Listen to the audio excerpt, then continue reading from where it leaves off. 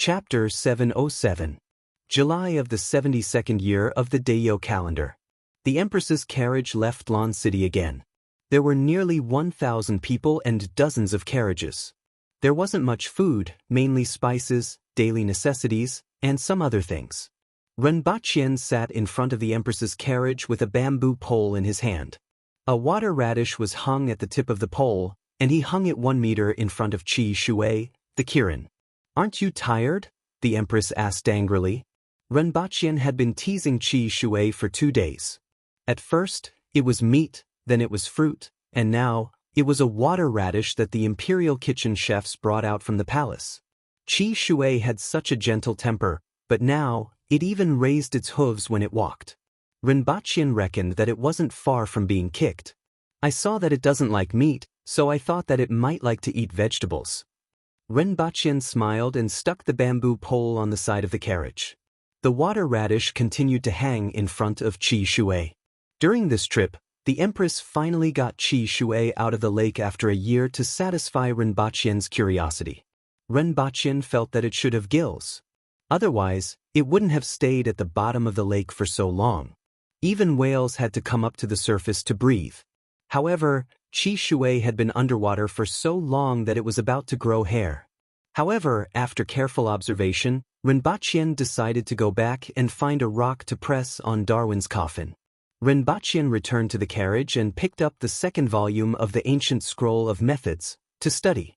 He had read it once when he first got it, but the first page exhausted his energy and almost fainted. After this breakthrough, it was much easier to read it again. Although it was still tiring, it was already within a controllable range.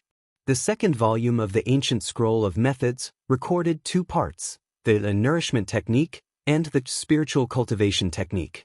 The nourishment technique could be practiced at the earth wheel level and focused on nourishing and strengthening the spirit. The spiritual cultivation technique could only be practiced after the spirit wheel level, so he couldn't see the specific content. The words in this ancient scroll seemed to have a magical power. If one wasn't strong enough, they wouldn't be able to read the contents at all. Even if they flipped to the end of the page, they would feel as if all their energy was sucked into it. Only when one's spirit reached a certain level could they break free from this situation. After reading the contents of the first volume of this book, he felt that it was as he had expected. This set of martial arts focused on the spirit. In other words, his future was very likely to be a mage. The premise was that he could find the second half of the ancient scroll of methods. As for this spiritual cultivation technique, it was based on the perception of the 5 elements when he was cultivating Rui visualization, to visualize the 5 elements and form a 5-element space. Then, through daily visualization, he would strengthen this space bit by bit, and at the same time, strengthen his own soul. It sounded easy, like playing Minecraft. However, it was very difficult to actually do it. Over the past few days, Renbaqian had repeatedly visualized the giant tree with the wood element, the lake with the water element, and the earth with the earth element. However, every time he relaxed a little, the visualizations would collapse and dissipate. He was completely unable to achieve the solidified reality described in the ancient scroll. As a result, Renbaqian had no choice but to give up on his visualization. Every day, he would carefully study and figure out the meaning of every word. The group walked for 7 days straight before stopping at a small city called Suyang City to rest and reorganize. The last time he broke through to the man-wheel level, the time it took for him to travel was reduced from 3 days to 2.5 to 5 days. This time, the time it took for him to break through to the earth wheel level had indeed changed. Now, the shortest time he could travel was 2 days and the longest was 7 days. This made it much easier to arrange his time than before. Renbaqian finally felt a little more free, and it was much easier to arrange his time. He didn't have to calculate the day of his return all the time, and he felt less pressured. Renbaqian returned to Earth with the Empress. The Empress went to download a television series while he made arrangements for some martial arts centers. Now that half a year had passed on Earth, the development of the 2 martial arts centers that were overseen by the winged cavalry warriors was much better than he had expected. Even without any advertisements, the small videos that some people secretly shot and circulated within a very small circle had caused an endless stream of people to sign up for the martial arts centers over the past few months. After more than half a year, the total number of disciples in the 2 martial arts centers had exceeded 400. Moreover, most of them were young people from well-to-do families. What surprised him even more was that someone actually contacted him through the martial arts centers and wanted to hire bodyguards. "Brother, look, it's him. I've confirmed it. He's the one who wants to hire bodyguards from our martial arts centers." As soon as Rinpoche returned to Earth, Renwanyin came looking for him and showed him a web page on his phone. "They wanted to contact you directly, but unfortunately, you weren't around," Renwanyin said with some regret. However, he couldn't hide the excitement in his eyes. Those who could hire bodyguards weren't ordinary people. However, the other party had a higher status and was a well-known tycoon in the country. Rinpoche usually only saw news about them on the news. Now, the other party directly came looking for him. One had to know that their martial arts centers had been established for less than a year, and such a person had already come looking for them. How could this not make him excited? Rinpoche pondered for a while. This was also one of his goals for establishing a martial arts center. He originally thought that it would take a long time for the world to change for this trend to happen, but he didn't expect it to happen so soon. It could be said that as long as Rinpoche nodded, he could establish a certain level of contact with the other party through this method. Furthermore, with this first person, the reputation of his martial arts center would easily spread to certain circles, and it would be much smoother to develop again. Although Rinpoche had always been very confident in the martial arts centers, this was the trend of the future. However, he didn't care about being more famous. If the bodyguards of the world's tycoons were all disciples from his martial arts center, the influence would be obvious. To put it bluntly, he, who controlled the advancement of those disciples, also indirectly controlled the information and lives of most of the tycoons. Unfortunately, this opportunity came too early. If it was a few years later, the martial arts center might really be able to cultivate a group of man-will experts. However, at present he could only use that group of mountain kids.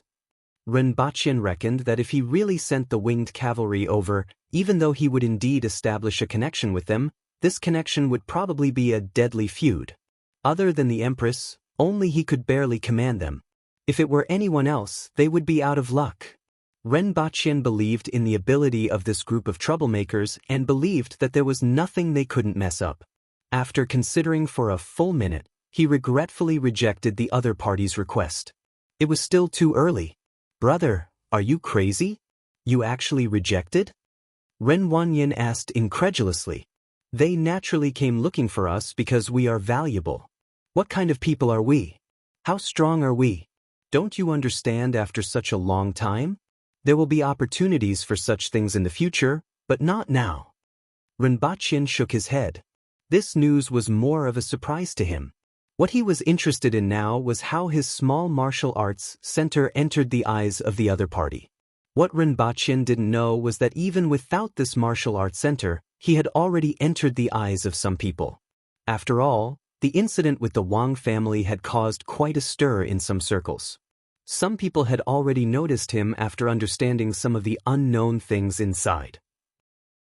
Furthermore, although the people that the nation had gathered were secretive, many of them were martial artists from the outside world.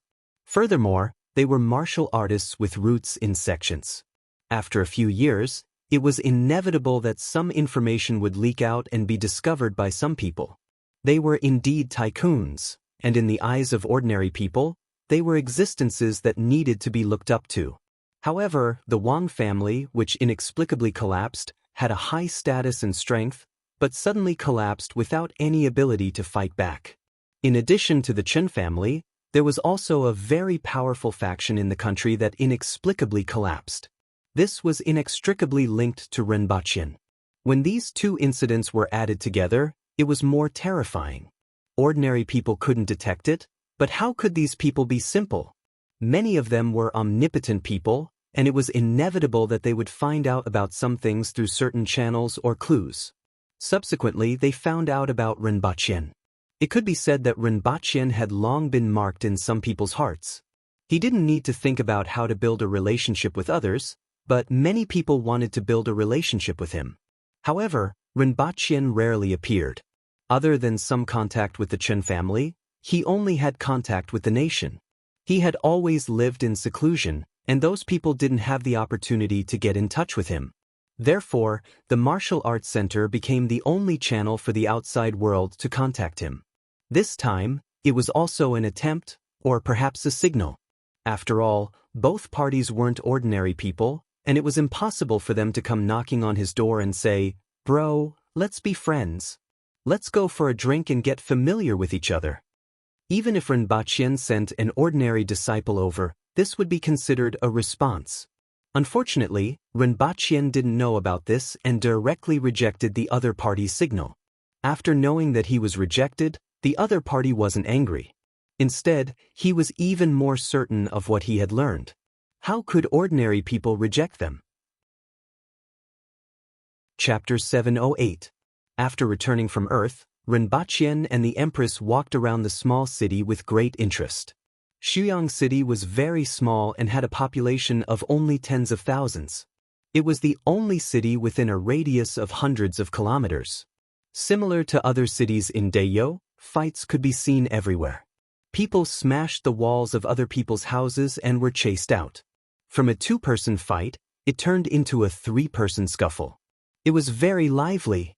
Or rather, it was more appropriate to say that it was a chaotic scene. Curses like skin whipping could be heard incessantly. It was said that this was the dialect of a certain village. Rinpoche and the Empress hid their identities and wandered around the city. They even deliberately went to the streets and alleys to read the Lan City Daily that was posted on the bulletin boards to see if anyone was explaining what was written in the newspaper. Although it was called the Lan City Daily, the newspaper had actually spread across more than half of Dayo. Except for the ones in Lan City that were sold, the other places were directly brought by the caravans and posted on the bulletin boards. Rinpoche had already treated this matter as the most basic way to enlighten the people and let them understand the outside world. Therefore, he didn't relax at all even though he was losing money. In addition, he also saw two familiar signboards in the city, the Imperial Shop and the Dayo Business Firm. The former mainly sold mirrors, glassware, and spices, while the latter was a shop of the Department of Commerce that temporarily sold soap, pumpkins, sweet potatoes, and potato seeds, as well as wooden chess and gamoku. Rinpoche had to admit that this assistant who recommended himself was indeed very capable. He didn't have to spend too much effort in the Department of Commerce and only needed to control the general direction. The two of them walked around the city for half a day to get a look at the living conditions of the people in the city before setting off again. 5 days later, "Your Majesty, that's Mount Luzue," Rinpoche said as he pointed to a mountain in the distance. The Empress put down the tablet in her hand and stuck her head out to take a look. Mount Luzue was shaped like a bowl on the ground. It was said that there was a very powerful being in the belly of the mountain. The first emperor entered the belly of the mountain when he was at the Longevity Heaven realm and returned with serious injuries. After recovering, he led many experts to the depths of the 60,000 mountains and was never heard from again. Although it had been many years and the bones of ordinary people would have turned cold, the Empress knew that the being in the belly of the mountain wasn't dead. This was because it had already existed there for thousands of years before the first emperor. It was unlikely that it would die so coincidentally in just a few decades. The Empress had always wanted to go in and see what kind of existence it was. She also wanted to know where the first emperor had gone. As long as he knew where the first emperor had gone, he would be able to find out where the late emperor had gone. The Empress stuck her head out and looked at the mountain from afar. Her eyes flickered with radiance. After a long time, she retracted her gaze and said faintly, "In the future, I will personally go and take a look. Now is not the time. Perhaps we can get a robot to bring a camera in and take a look?" Rinpoche pondered. "There's no entrance. The entrance from back then had collapsed long ago. We need to dig an entrance first. If we want to dig an exit, we will have to face it directly." The Empress shook her head. "We don't have to get people to dig a hole. Maybe we can find a place to drill a hole, like a brine, the size of 2 fists. Then we can use a small remote-controlled robot with a camera to enter. The Empress was slightly tempted. If she did this, there was indeed hope for her to see the existence in the belly of the mountain. After thinking for a long time, he said, "It sounds like there's a chance of success. It's a pity that we're in a rush this time. Let's talk about this when we get back." But Ren Baqian nodded cheerfully. Looking at the mountain was like running a horse to death. They saw Mount Liuzue at noon, but it was not until the moon came out that they reached it. It was the place where Rinpochen and the others had stopped before entering the iron mine at Mount Liuzue. There was a small forest and a small stream beside it. Rinpochen jumped down from the carriage, stretched, and pointed to the darkness in the distance. He said to the Empress, "That's where I saw the Bichi the last time." It said that misfortune and fortune come hand in hand. The following period of time really did. First, there was an earthquake and I was buried under a house. Then I was attacked by a huge flower eagle. After killing it, I found a cloud crystal in its stomach. After returning to Lon City, I was assassinated. Your Majesty had to bring me across thousands of kilometers to retrieve the antidote. On the way back, I was surrounded and intercepted by Great Xia. Fortunately, as the saying goes, misfortune and fortune come hand in hand. I'm finally safe. Although he had only been here once, he still had a deep impression of this place. It could be said that this was the starting point of a series of events. Later on, even when he was on Earth, he was first invaded by thieves and then forced by the Jin family. Too many things happened during that period of time, and it seemed that all the bad things had been squeezed together. Fortunately, after half a year in Dayo, he was finally able to settle down. Calculating the time he spent in Dayo and on Earth, it added up to about a year. Just one look and he was unlucky for a year. This thing was much more powerful than the god of misfortune. You also found an outstanding little white flower here, the Empress continued. Renbachin was stunned at first. He recalled what happened back then and immediately laughed. After laughing for a long time, Renbachin said, "When I saw that flower, I thought of your Majesty and felt that it was very similar." After everyone had dinner, the Empress rested in the carriage. Renbachin sat in front of the carriage and told her about what happened the last time he was here. Inevitably, the Bichi was mentioned again. Last time, it was attracted by the milk candy. This time, it's so far away that you probably can't see it. Otherwise, I would like to let your Majesty see that Bichi. It's quite a cute little thing. When the Empress heard what he said, she felt like eating something sweet. She took out a piece of chocolate from the box beside her, tore open the wrapper, and stuffed it into her mouth. "It's better not to see it. This time, I'm just going to see my mother. I don't want too many twists and turns," the Empress said casually. Although she was also very interested in this kind of magical thing. However, the price that she had to pay was too high. That wasn't some kind of mascot. Not only would she not be lucky if she saw it, but she would also be unlucky. Just as the Empress tore open the second piece of chocolate, her gaze suddenly froze, and she struck Renbachien's side with a backhand. This sudden movement gave Renbachien a shock. From the corner of his eye, he saw a small thing flipping in the air to avoid this palm strike. Then, it landed on the ground, lowered its body, arched its back, and bared its teeth with a fierce look. "Damn!" Renbachien turned his head and was immediately shocked when he saw this little thing. It looked a little like a fox with a red body and a pair of fleshy wings on its back. The Empress frowned and looked at the little thing with a serious face. "This is a Bichi?" Renbachien nodded in disbelief. Did this thing have a grudge against him? Previously, it was still fine in the mountains, but this time, at the foot of the mountains, it actually said that a Bichi would arrive in no time? King ran faster than Chow Chow. Why is it here? The Empress's brows were tightly knitted. Just now, the two of them were casually chatting and didn't take it seriously. They didn't expect this thing to actually appear. The meaning of this thing gave even the Empress a headache. Chapter 709.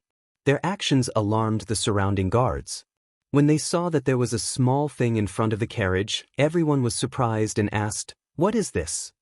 "It looks like a Bichi," someone said after carefully identifying it. After all, this thing had a special shape and was easy to identify. Misfortune and fortune come hand in hand. The surrounding guards were in an uproar.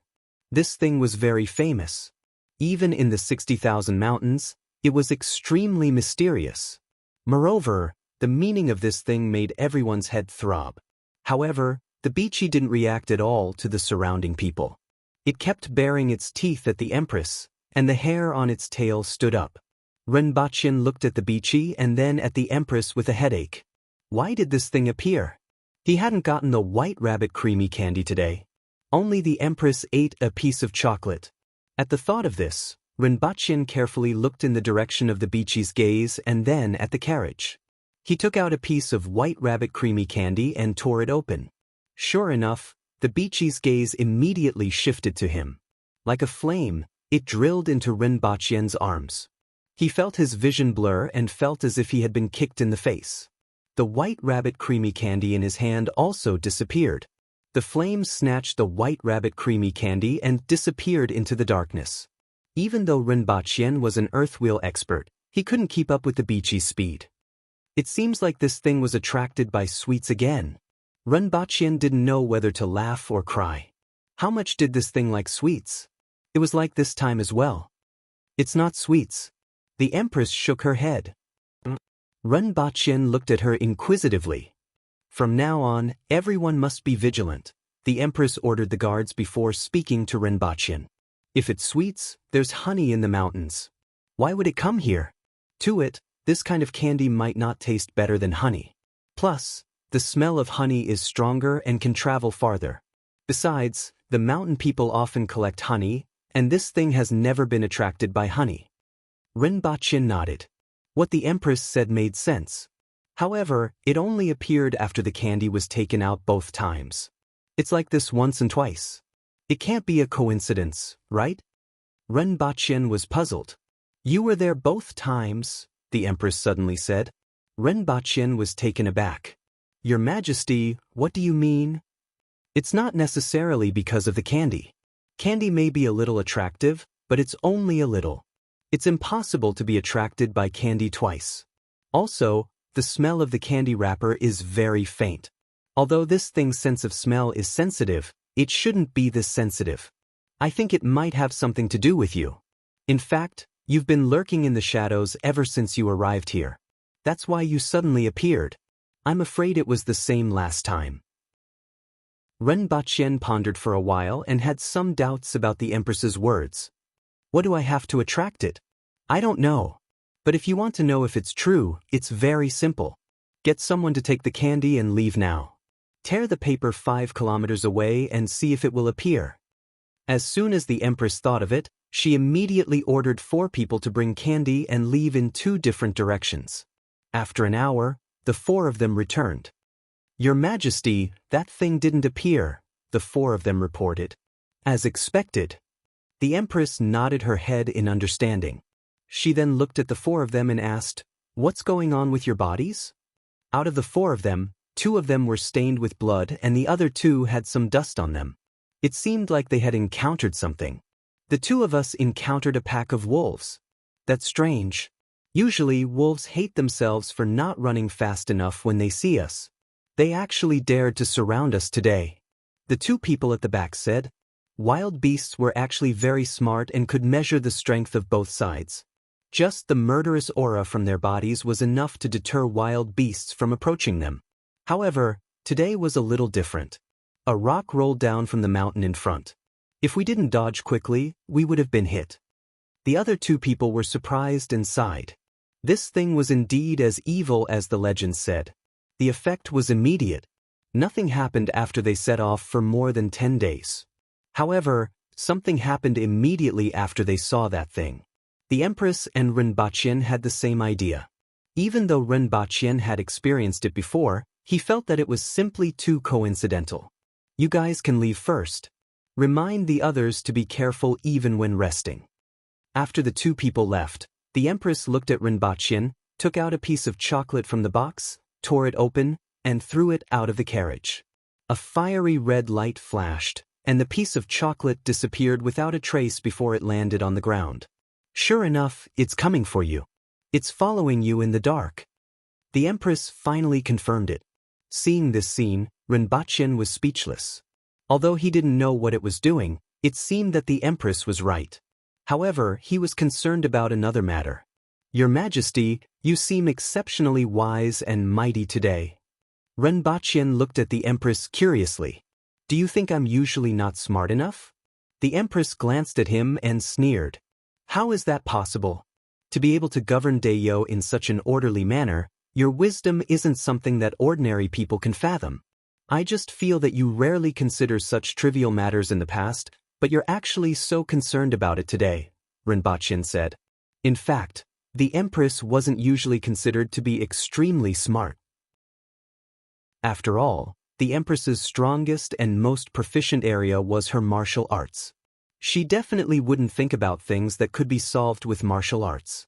As for governing the country, there were still the officials in the imperial court. However, the Empress today made Rinpochen feel a little different. She seemed to be possessed by a primary school student. With just one look, she could actually guess that he was the target of that thing. And he didn't realize it at all. I'm just a little concerned, the Empress said. What should we do now? Rinpochen looked at the darkness outside and asked. According to the Empress, that little thing was somewhere in the darkness, looking at him. This kind of feeling really made one's hair stand on end. That thing is too fast and I can't catch up. Let everyone be on high alert and see how long that thing can follow us. As for what its purpose is, it will be revealed sooner or later, the Empress said. I'm afraid that there will be more twists and turns along the way. Rinpochen had a headache. No one liked natural or man-made disasters along the way. However, given the extent of this thing's evil, it was really possible. Fortunately, even if the sky collapsed, there would be someone taller to hold it up. The Empress should be able to protect him, right? By the next morning, the news of the Bichi's appearance had already spread, and almost everyone in the team had heard about it. Even the 5 students from the academy ran to Rinpochen excitedly to confirm. They wanted to know if this thing was really that evil. After setting out on the road, everyone was still on high alert at first. Fortunately, nothing happened. Half a day later, everyone arrived at a river. Just as the few winged cavalry warriors in the lead stepped onto the wooden bridge, they heard a cracking sound, and the wooden bridge under their feet started to shake. Oh no, run! The few winged cavalry warriors on the bridge were shocked, but it was already too late to escape. As if it had been in disrepair for a long time, the entire bridge kept making sounds. Then, it broke into 2 and collapsed. A few winged cavalry warriors kicked their mounts and leaped into the air. They were then caught and pulled back by the others. However, they could only barely escape. They watched helplessly as the jumping goats fell into the water and immediately set off huge waves. A crocodile that was more than 10 meters long popped its head out of the water and directly bit the jumping goats. Chapter 710. There were 2 types of bichi. One was a bichi and the other was a bichi. The former was gray, and anyone who saw it would be unlucky. The latter was red, and it was called misfortune and blessing. If there was misfortune, there would be blessings. Rinpochen was stunned when he saw these crocodiles that were more than 10 meters long. He then remembered that he had obtained a cloud crystal from killing a flower eagle. Drag them out and kill them, Rinpochen ordered. He felt that these monsters were here to give him equipment. But just a few bone mines. The Empress looked at him strangely. These things could be seen anywhere there was a big river. Because crocodiles could bite the bones of their prey and roar like thunder, they were called bone mines in Dayo. The Chen nation was also a place with many crocodiles, and they were called thunder. In Great Xia, crocodiles were called earth dragons. Let's see if there are any gains. Rinpochen turned his head. Misfortunes and blessings go hand in hand. There should also be blessings in misfortune. The Empress immediately understood. At this time, a few winged cavalry warriors found 2 stones the size of a human head and threw them at the crocodiles. Boom! A few stones smashed into the crocodiles, but they were extremely strong. They were fine after being hit by the stones and only sank into the water in pain. This time, they couldn't hit them even if they wanted to. If they were on land, 8 or 10 of these crocodiles wouldn't even be enough to defeat one winged cavalry warrior. However, in the water, it was the complete opposite. Although the aboriginals wouldn't drown if they fell into the water, they were very clumsy and couldn't exert even 10% of their strength. Everyone was at a loss for what to do. Get out of the way. The Empress frowned when she saw that they didn't know what to do. Give me the arrows. The Empress came out of the carriage in a flash with a simple horn bow made of beast horn in her hand. It was the same bow that had been hanging in the carriage. Hong Wan took out a quiver that contained more than 10 dark yellow bone arrows. The Empress pulled one out and knocked it on the arrow. She pulled the bowstring back 2 inches. She took a look at the river and loosened her fingers. The bone arrow made a strange sound and went straight into the water. 1 arrow was shot, and then another. 7 arrows were shot in a row. After the 7th arrow was shot, the river began to turn red. Then a crocodile flipped out of the river, then a second, a third. A pile of crocodile corpses piled together, blood flowing from the crocodile's jaws. The 7 crocodiles looked as if they had been blasted by a cannon. Each of their heads had a wound the size of a bowl. Quick, pull it up, Rinpoche shouted. The winged cavalry immediately chopped down 2 trees and dragged the crocodile from the river to the shore. Each of these crocodiles was 12 to 13 meters long and weighed 5 to 6 tons. It required 2 to 3 people to pull them up. After bringing all 7 of them ashore, everyone followed Rinpoche's instructions and opened up their stomachs. At first, Rinpoche thought that there would be some gains. However, after everyone searched the place thoroughly, there was nothing except for the corpse of the jumping goat. Is there something valuable in the stomachs of these bone mines that we didn't notice? Rinpoche pondered for a while. There was bezoar in a cow's stomach, pig's kidney in a pig's stomach. What was in a crocodile's stomach? Unwilling to give up, Rinpoche rummaged through the pile again. Unfortunately, he still didn't find anything valuable. It seems like the so-called blessing and misfortune aren't so accurate. Rinpoche was a little disappointed. Don't be disappointed so early, the Empress suddenly said. Rinpoche immediately turned his head and asked, Did your Majesty discover something? It seems like a big guy is coming. The Empress hooked the bow with her little finger and flicked it, causing the bow to spin in the air. Everyone retreat. The Empress ordered. After the order was passed down, everyone left the riverside. The water churned, and a huge tree trunk floated up from the river.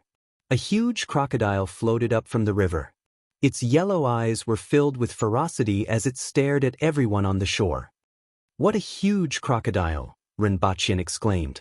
A crocodile that was 12 to 13 meters long was already a huge monster.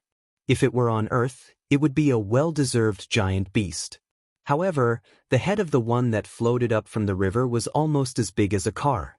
It was at least 20 meters in length. Following which, the huge crocodile's chin swelled up. It didn't open its mouth, but a thunderous sound came from its body. Following this sound, the surface of the water began to roll outwards in circles. The Empress glanced at the crocodile and said, Killing the small one has attracted the big one. It might be the smell of blood. It's pretty strong. It seems to be at the Kismet heaven level. If we didn't discover it today, it wouldn't have any natural enemies in the river.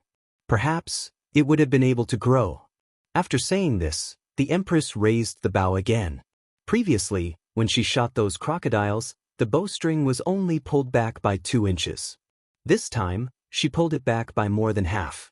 The huge crocodile seemed to have sensed that something was wrong and immediately lowered its body. However, its fate was sealed the moment it popped its head out to check. The arrow suddenly left the bowstring and pierced through space without making a sound. The crocodile didn't even have time to react before the arrow pierced through its eye and went straight to its brain. Then red and white blood spurted out from its eye. Following which, everyone heard the bowstring vibrate and emit a buzzing sound. Pull it up. The Empress threw the bow to Hong Wan, who was behind her. This time, it took some effort to pull the crocodile up. This crocodile weighed at least 20 tons. Huge. When the crocodile was pulled up, everyone's first impression was that it was huge. It was simply too huge. It was simply a colossus.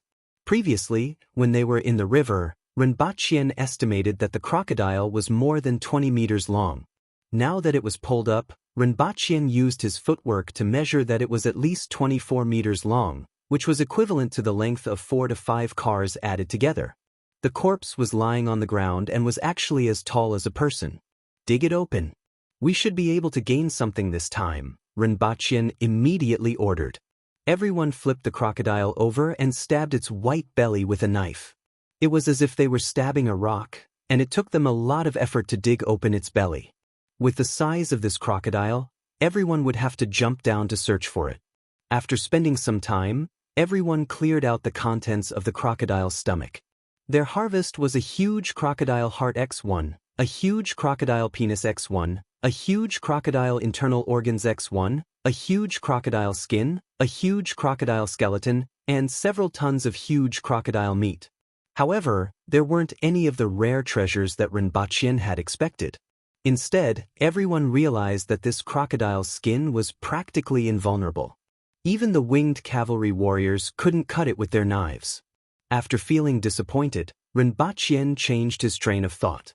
This crocodile's skin seemed to be a good harvest and could be used to make armor. As for the other things, there might really be something good. It was just that he knew too little about crocodiles, so he mistook these treasures for trash. Taking a step back, at least they would have dinner for the next few days. Although this crocodile was shot dead by the Empress as soon as it appeared, the Empress also said that this crocodile had the strength of a Kismet heaven expert. Such a powerful beast would be a great supplement even if it was used as food. Although Rinpoche comforted himself this way, he still sent people to look for the crocodile's nest in the vicinity. Perhaps they could find something. Unfortunately, after searching for half a day, they still didn't find anything. It was already late, so everyone had to set up camp and send some people to cut down trees to build a pontoon bridge. Meanwhile, Rinpoche cut a little of each of the crocodile's heart, internal organs, meat, tail glue, and penis to bring back to Earth. Since there wasn't any other harvest, they could only let the laboratory analyze whether this crocodile had any other value. After bidding farewell to the Empress, Rinpoche got into her carriage and prepared to go back. In the past, he was always in his room or in a hidden place. Now that he was outside, he didn't have to be afraid to do so in the Empress's carriage. In fact, Rinpoche wanted to try something else. If the Empress moved the carriage after he left, would he still be in it when he appeared again? After bidding farewell, Rinpoche used his mind, and the surrounding air began to distort. At this moment, the Empress's expression changed. She saw a streak of red light plunge into Rinpoche's chest. In an instant, Rinpoche disappeared. Along with him disappeared was the Empress's carriage.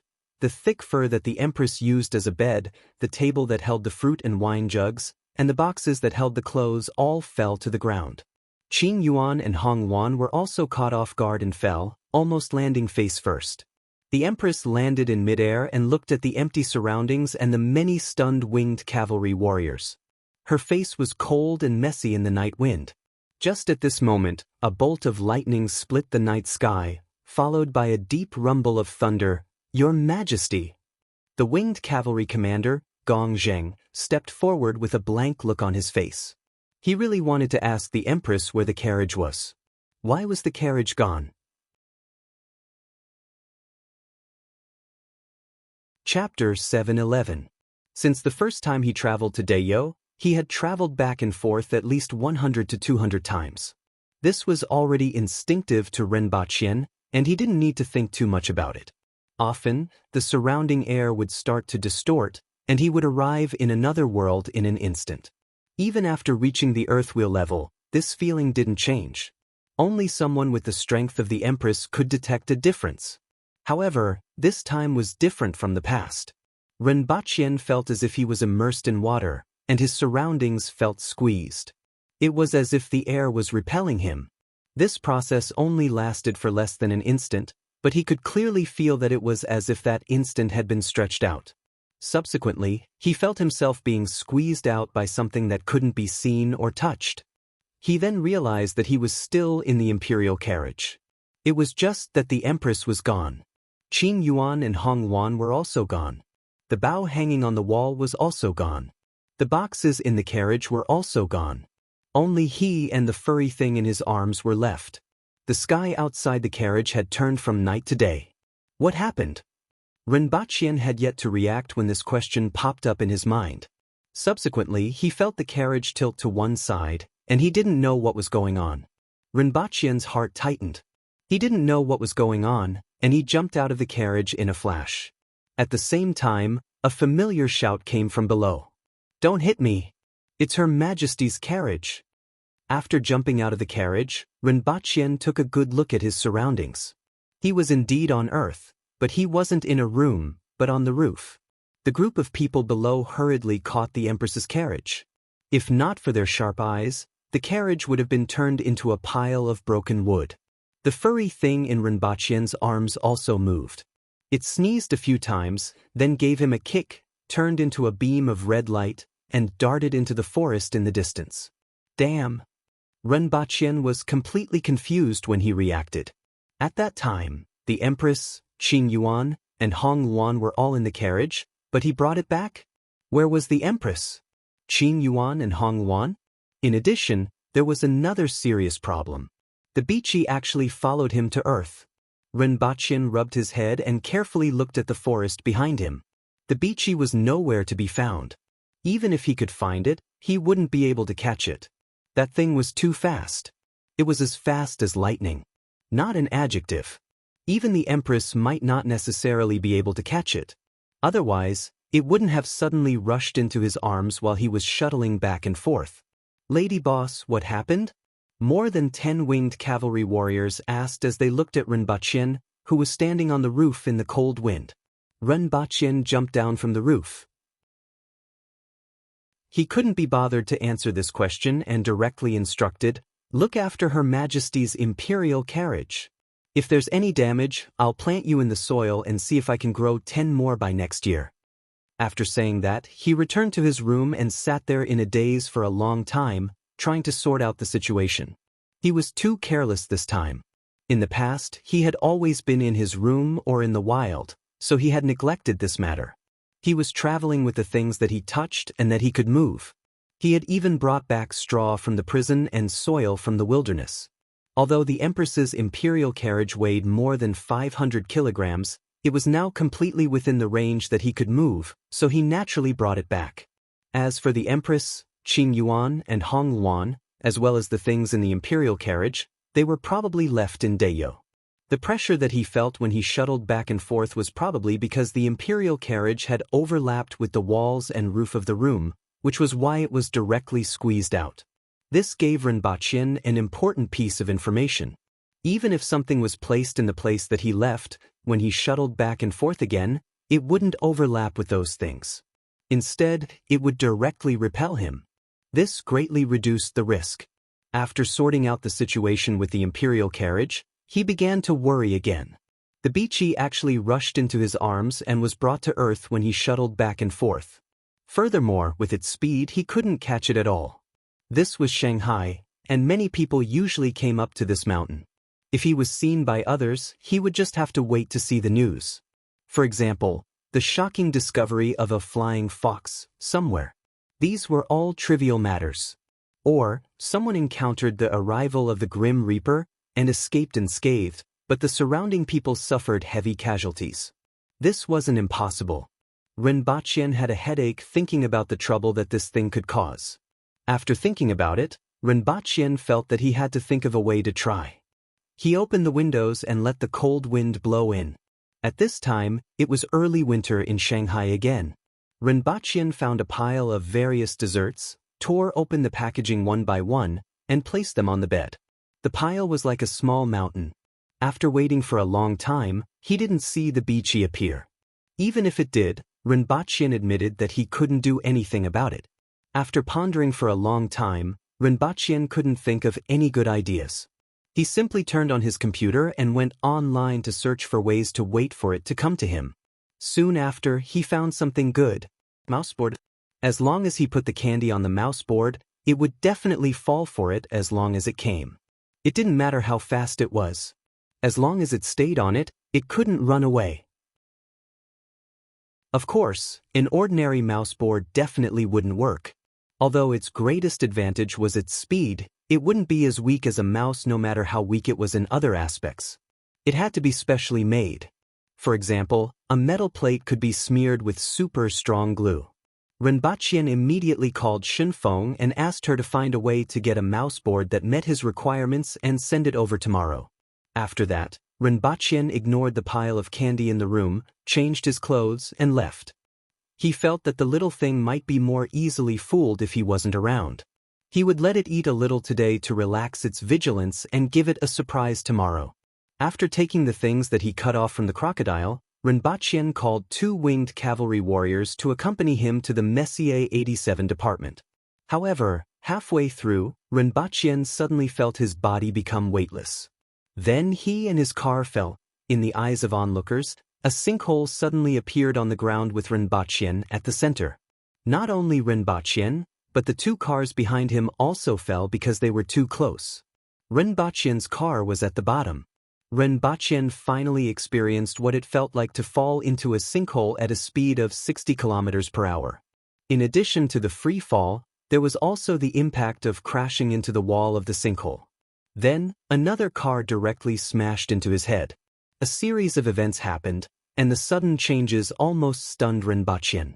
The airbag directly protruded from the front and firmly pinned Renbachien to his seat. When Renbachien tore open the airbag and climbed out of the car, he saw 6 or 7 men and women coming out of the 2 cars behind him. They gave him a strange feeling. In such a situation, an ordinary person would first look at the surrounding situation and think of a way to climb out, right? However, the other party was still dizzy when they climbed out of the car, but the moment they saw Renbachien, they locked their eyes on him. One of them covered his collar and said, "We have fallen into a sinkhole with the target. Please give us instructions." The voice was very soft, but with Renbachien's extraordinary hearing, he could hear it clearly. The other party was coming for him. After that, Renbachien realized why he felt strange. It wasn't just the other party's reaction, but also their temperament. Although they looked similar, they weren't Chinese. "Do it." The first sentence was shouted by the other party. Chapter 7:12. Do it. Keep them alive. Following Renbachien's words, a loud bang was heard. The deformed doors of the car that was squeezed at the very bottom flew out. 2 burly men in sportswear came out of the car with grins on their faces. The people opposite them looked cautious. One of them took out a palm-sized dagger from his waist and pointed it at the winged cavalry warriors. Looking at their reaction, Renbachien felt like he was using an atomic bomb to kill mosquitoes. After so much effort, you guys only took out these little things? Are you kidding me? These things can't even kill a chicken, right?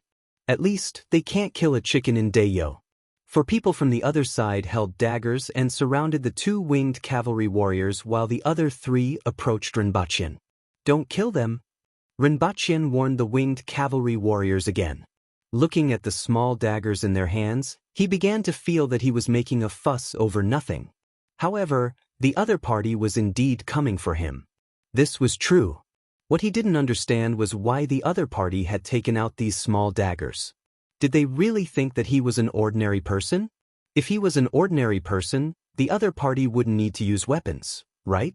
Renbachien felt strange and a little funny. He didn't feel nervous at all as he watched the other party approach. Renbachien could slap them to death with one slap. Even a 40-meter-long broadsword would be useless, let alone a dagger. Then, Renbachien saw something shoot out from the side of the dagger that the other party was pointing at him. It was very small, very hidden, and most importantly, it was very close at only 2 to 3 meters away. Without thinking, Renbachien moved forward instead of retreating and inserted himself into the gap between the 3 men. He then kicked one of them in the stomach and punched the other 2 in the chest. The distance was too close. Although he couldn't completely dodge them, he was able to prevent them from hitting his vital parts.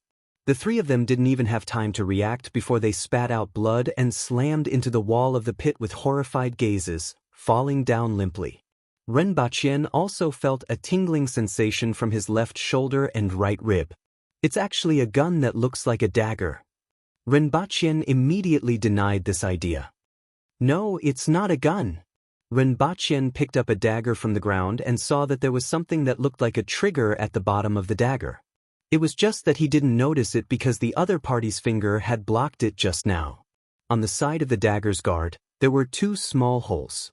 What's this? Ren Baqian was a little puzzled as he held the dagger.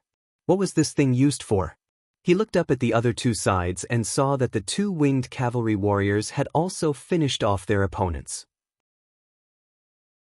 Although the opponent seemed to be holding a weapon, the lethality of the weapon was so low that it made one's hair stand on end, especially when it was in their hands. Ren Baqian felt that they were playing house with him. At this moment, Ren Baqian suddenly felt dizzy. Oh no, it's a knockout drug. No, it's a tranquilizer gun. Ren Baqian immediately reacted. Fortunately, I brought 2 winged cavalry warriors with me.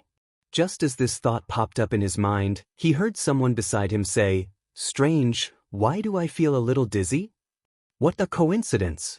I'm a little dizzy too. The last time I felt this way was when someone hit me in the head with a stick. I haven't felt this way in a long time." The 2 of them chatted and exchanged their thoughts. Ren Baqian was speechless. This bunch of idiots is unreliable. Ren Baqian was almost angered to death by the 2 of them. He could only rely on himself now. Should I go up and wait for help or return to the car? Logically speaking, the people from the Messier 87 department should be behind him, right? However, it had been a few minutes since the accident, and the people from the Messier 87 department hadn't shown up yet. Since the other party dared to make a move, he was afraid that the people from the Messier 87 department were being held up. At the thought of this, Ren Baqian immediately felt that it would be safer to return to the car. As long as the people from the Messier 87 department came, he would be safe. Although he felt dizzy, many thoughts flashed through his mind in an instant. However, when he returned to the side of the car, his body couldn't take it anymore. He only managed to stretch his upper body into the car before passing out. He didn't know that this tranquilizer gun could even put an elephant to sleep for 3 hours. No one had ever been able to last more than 5 seconds.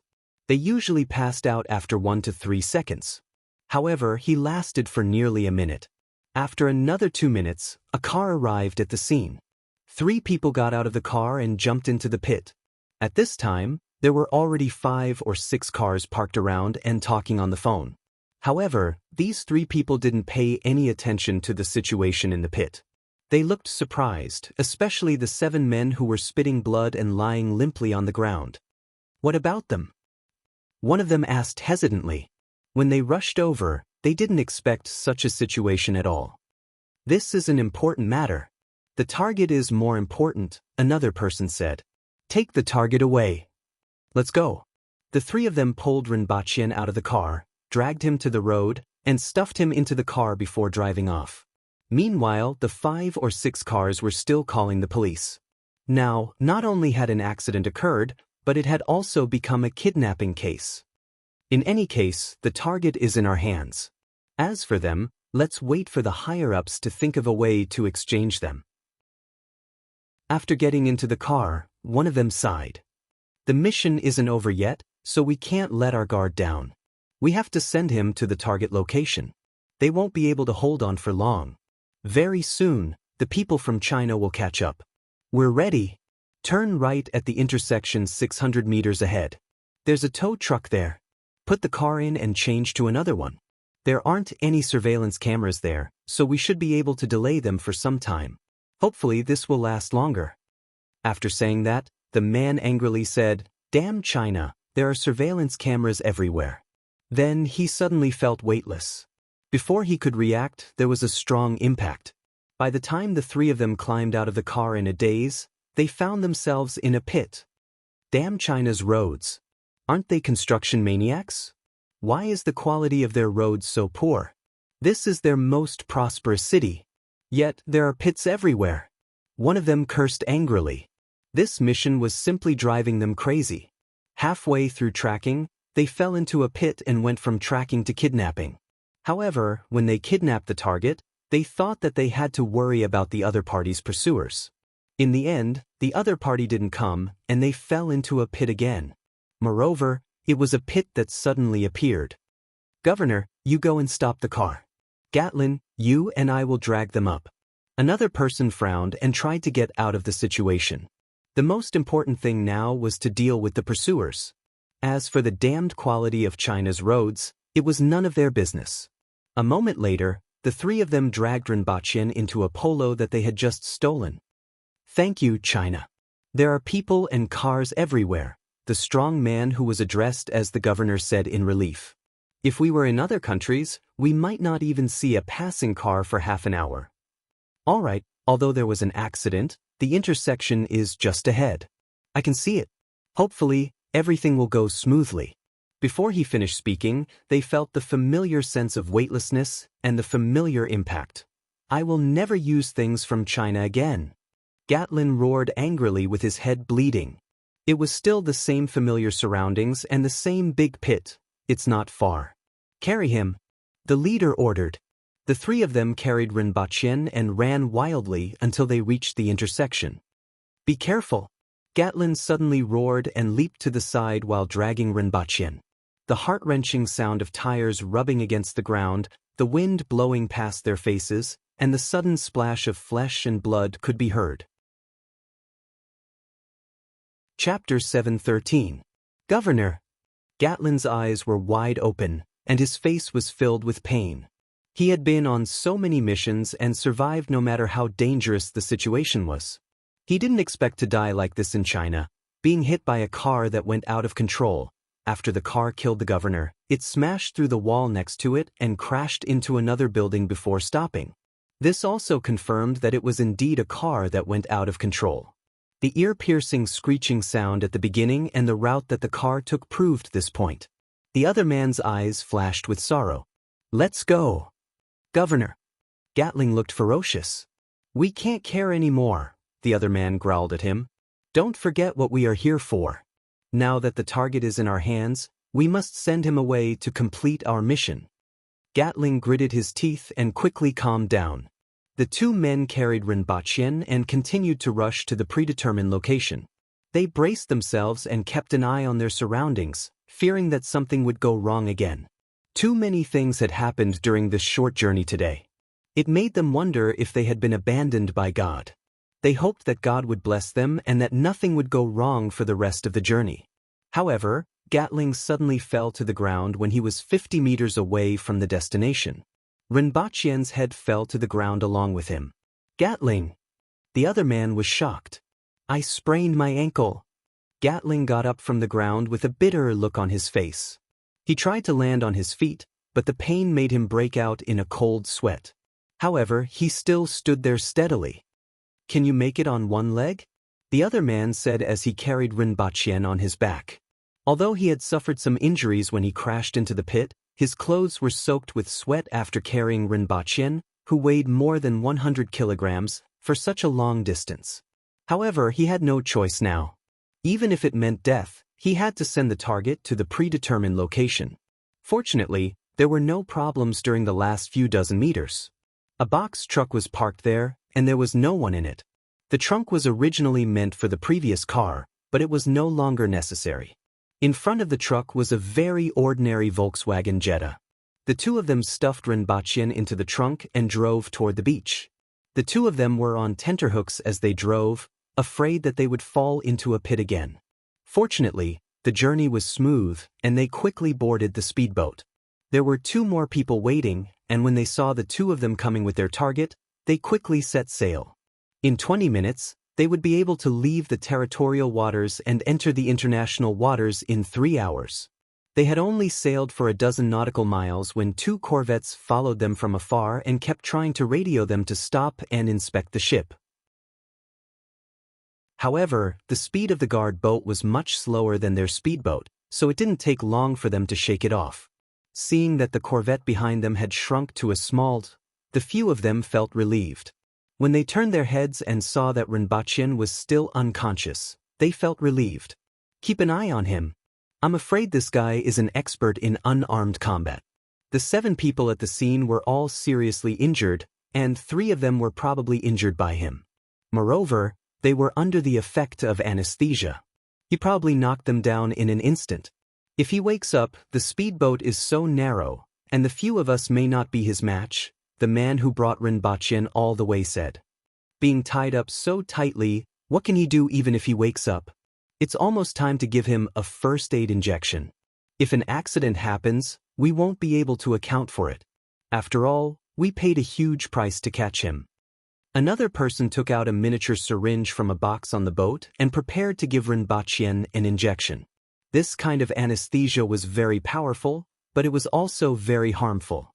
Without a first aid injection, the person who was shot could easily die from paralysis. Can you speak Mandarin?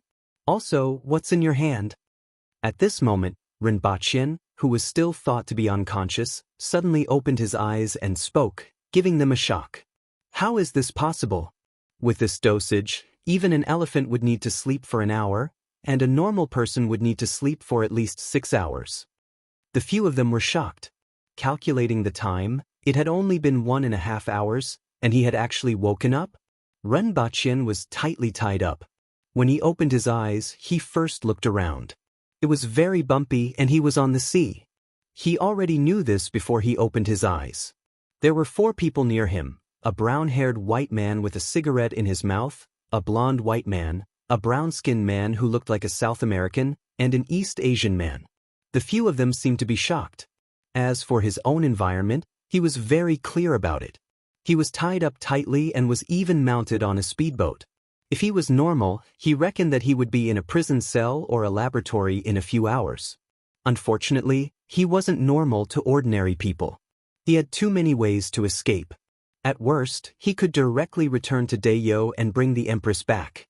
No matter where he was or how many people there were around him, as long as the Empress was around, these people were like raw pork on a chopping board. In this kind of situation, he naturally couldn't feel nervous. Who are you people? Where are you taking me? What do you want to do? Rinpoche asked unhurriedly. Hello, Mr. Ren. You will understand who we are in the future. As for where we are taking you and what we want to do, you will also understand when you reach the place. For your safety, I hope you will be quiet and not move, the blonde white man said in fluent Mandarin. Although the target had already woken up, this surprised him. However, in this kind of situation, it didn't matter even if the target woke up. He was like a fish on a chopping board and couldn't do anything. Surprisingly, Rinpoche and the other party had the same thoughts when they looked at each other. Rinpoche pondered for a while and now had 2 choices. The first was to kill the other party and then drive the speedboat back. However, it was troublesome to be constantly being targeted. As for the second choice, it was to follow the other party to their nest and then wipe them out in one go. After 30 seconds of careful consideration, Rinpoche made up his mind. Of course, he would choose the first option. The other party was most likely an agent of that Western country. So what if he went to their nest? Could he still kill their president? He reckoned that they would directly lock him up in the laboratory. There were many tricks on Earth that were indeed impossible to guard against. Just like this time, the other party used a dagger with anesthetic bullets, and he was actually defeated by 3 people due to his carelessness. Even if he fought them bare-handed, he could still defeat 100 of them. The most important thing was that he was waiting to get married. How could he have the time to talk nonsense with them? Therefore, Rinpoche immediately made the most cowardly choice. As for the other party's thoughts, let them be.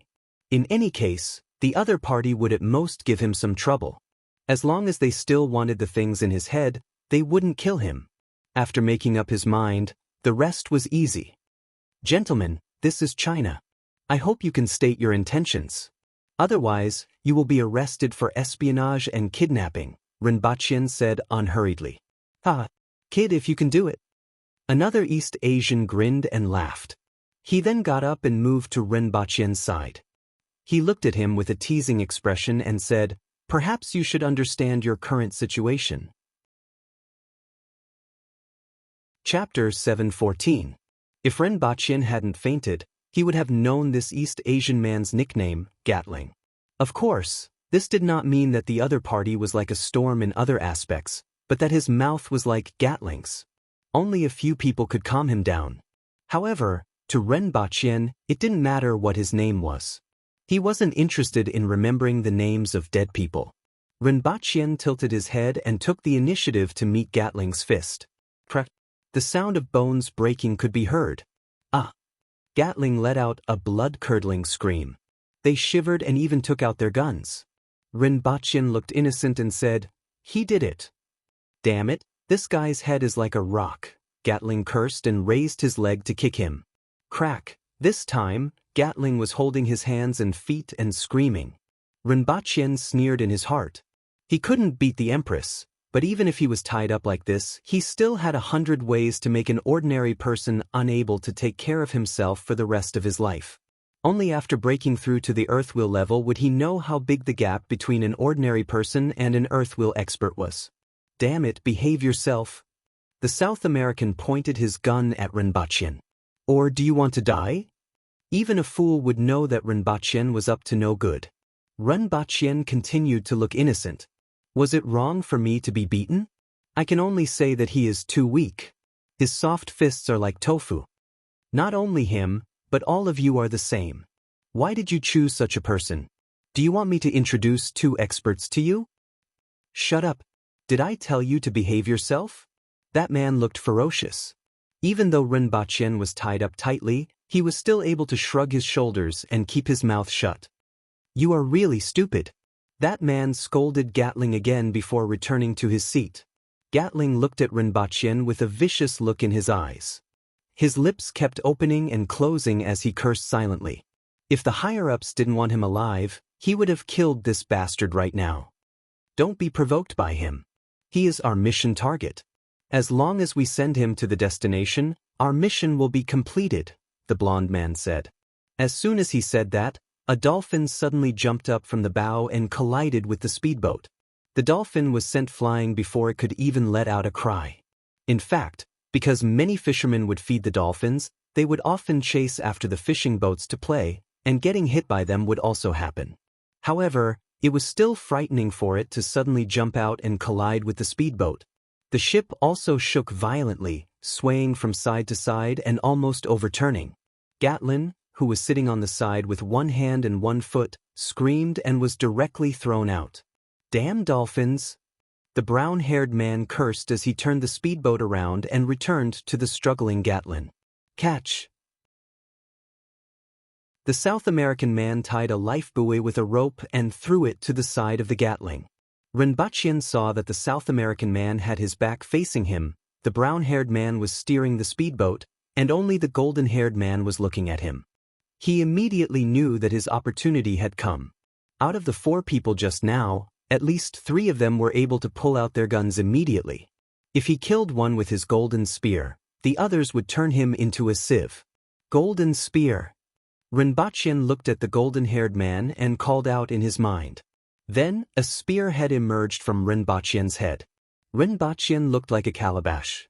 The golden-haired man was stunned when he saw this scene and asked incredulously, "What's this?" "Kill him," Rinpoche ordered in his mind while calling out, "Metal chain, tie up the other person." The golden spear was speechless. It retracted without saying a word. The spear head retracted, and another metal chain emerged from Rinpoche's head. The first 3 sections were bent like a snake's head, and it looked around before retracting as well. Damn! Rinpoche almost vomited blood. These 2 cowards. It was rare for them to be useful, but they were actually terrified? Terrified at this time? The 2 of you are simply deceiving me. I have worked so hard to raise you for so many years, but now that I need you, you are actually terrified? The golden-haired man rubbed his eyes in disbelief as he saw a spearhead and a metal chain emerge from Rinpoche's head. He stammered, "The Jingu Bang." In his memory, the only thing he could think of was the Jingu Bang. Although it didn't look like it. What happened? The other 2 were alarmed by his voice and turned to look. A rod and a metal chain emerged from his head. The golden-haired man said in disbelief. Then, the 2 of them looked at Rinpoche suspiciously and then at the golden-haired man as if they were looking at a fool. A rod and a metal chain emerged from his head? However, to be on the safe side, the South American man still came over to check on Rinpoche. There were no abnormalities. As for the rod and the metal chain, They probably only existed in the golden-haired man's imagination. Dentist, apply to see a psychiatrist when you go back, the brown-haired man said. I really saw it, the golden-haired man said anxiously. You are probably under too much psychological pressure. Recently, there have been too many missions and you should take a break. We carried him onto the boat, and he didn't have anything on him. Capoeira also just checked him again, the brown-haired man said. Well, maybe you are right, the golden-haired man said in distress. Even he felt that it was impossible. Maybe it was really an illusion. Gatling was dragged back onto the speedboat, lying on the ground, and spitting out a few mouthfuls of water. The torment just now had exhausted him, especially since he was now disabled. It's time to leave. Those guard boats may still be behind us, and we will be caught up if we delay any longer, the brown-haired man said as he started the speedboat. At the same time, he turned his head to look at the sea and frowned. The blood of that dolphin seems to have attracted sharks. Sit tight. Then, the speedboat quickly moved forward. To be honest, everyone was a little worried just now. Although they weren't in China's territorial waters, they were in China's economic waters, and the other party could catch up at any time.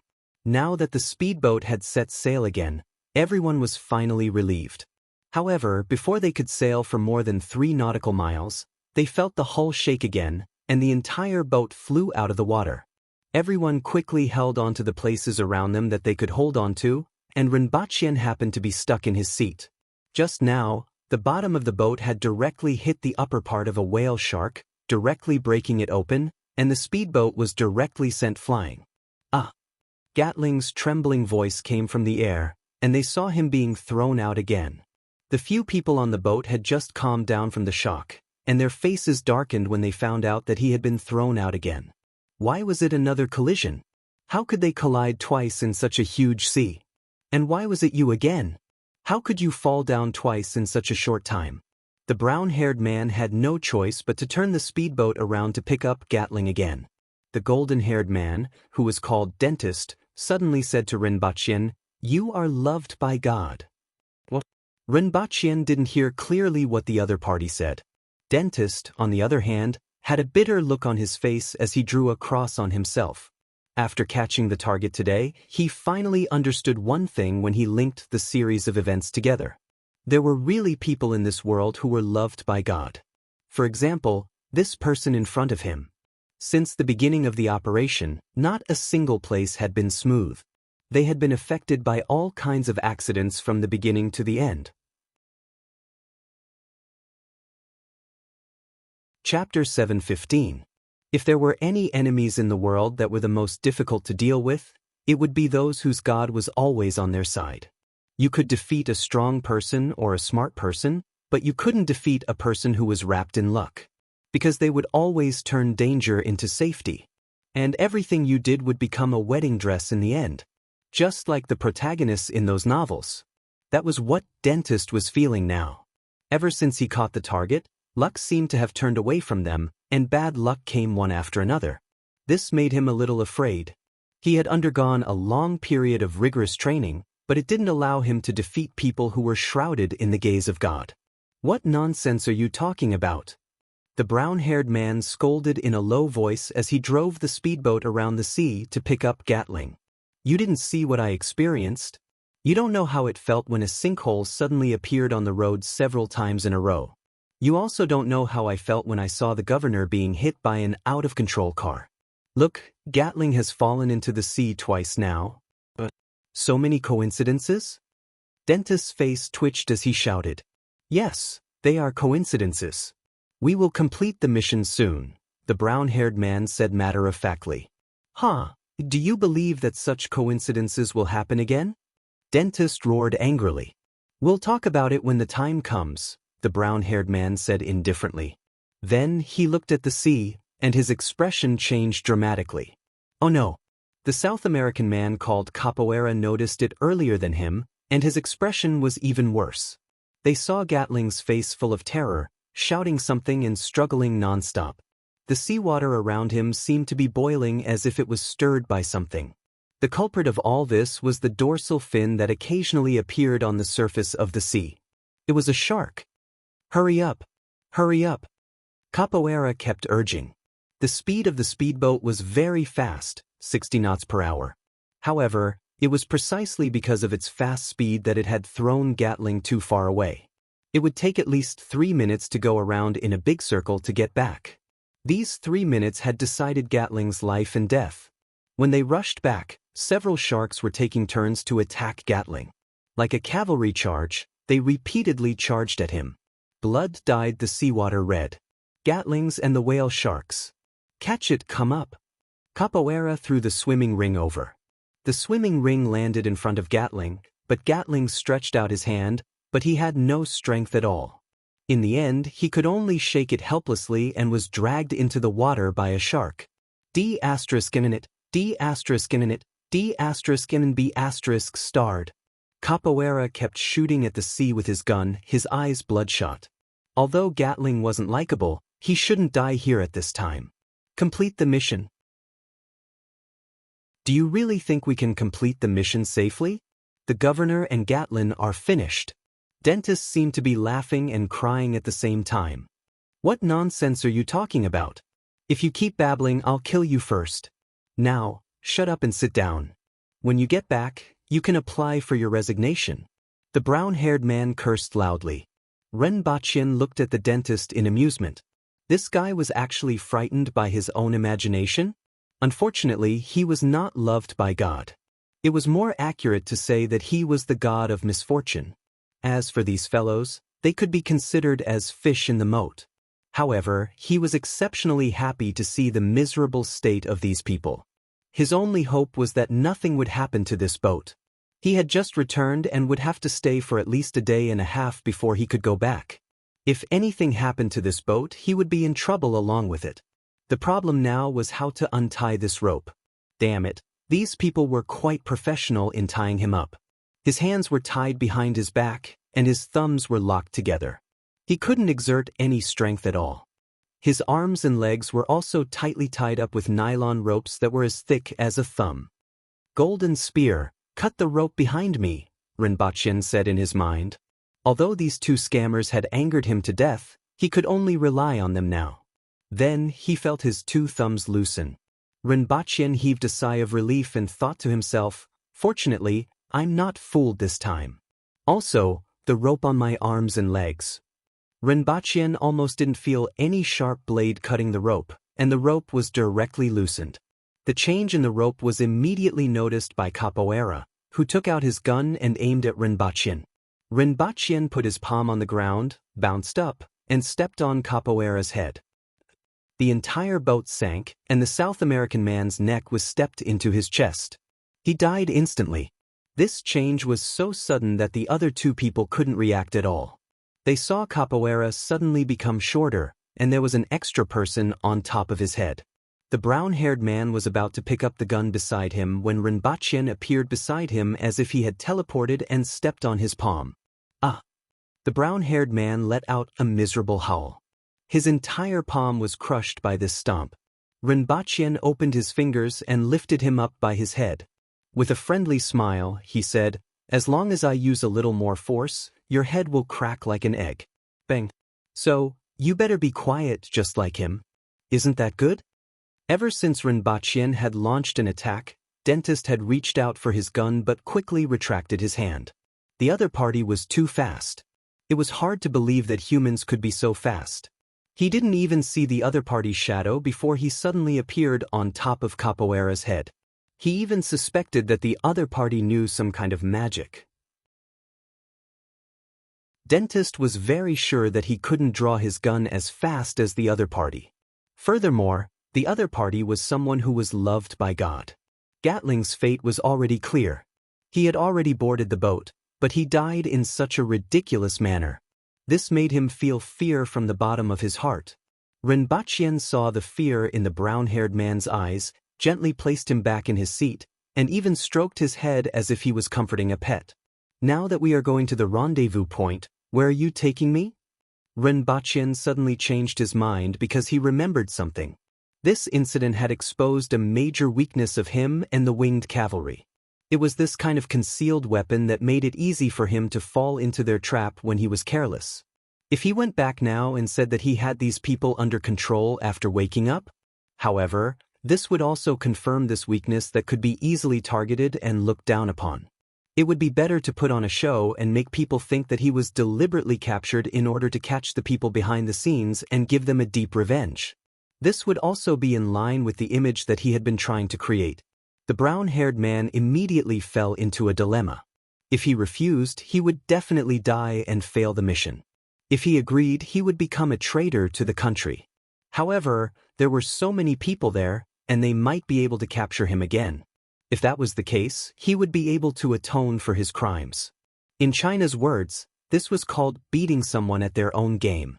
I got it, the brown-haired man said as he folded his right hand. There's a submarine waiting in front, and it will send you to the base. Well, I like obedient children. Ren Baqian smiled, threw all the weapons on the boat into the sea, and then sat in his seat to enjoy the sea breeze. Base? That base in Japan, right?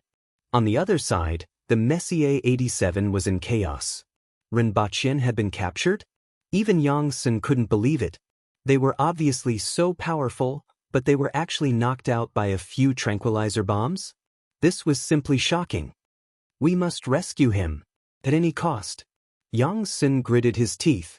No matter what, he couldn't let Ren Baqian fall into the enemy's hands. He first called the higher-ups, and the instructions he received were the same as his own. Then he quickly arranged his men.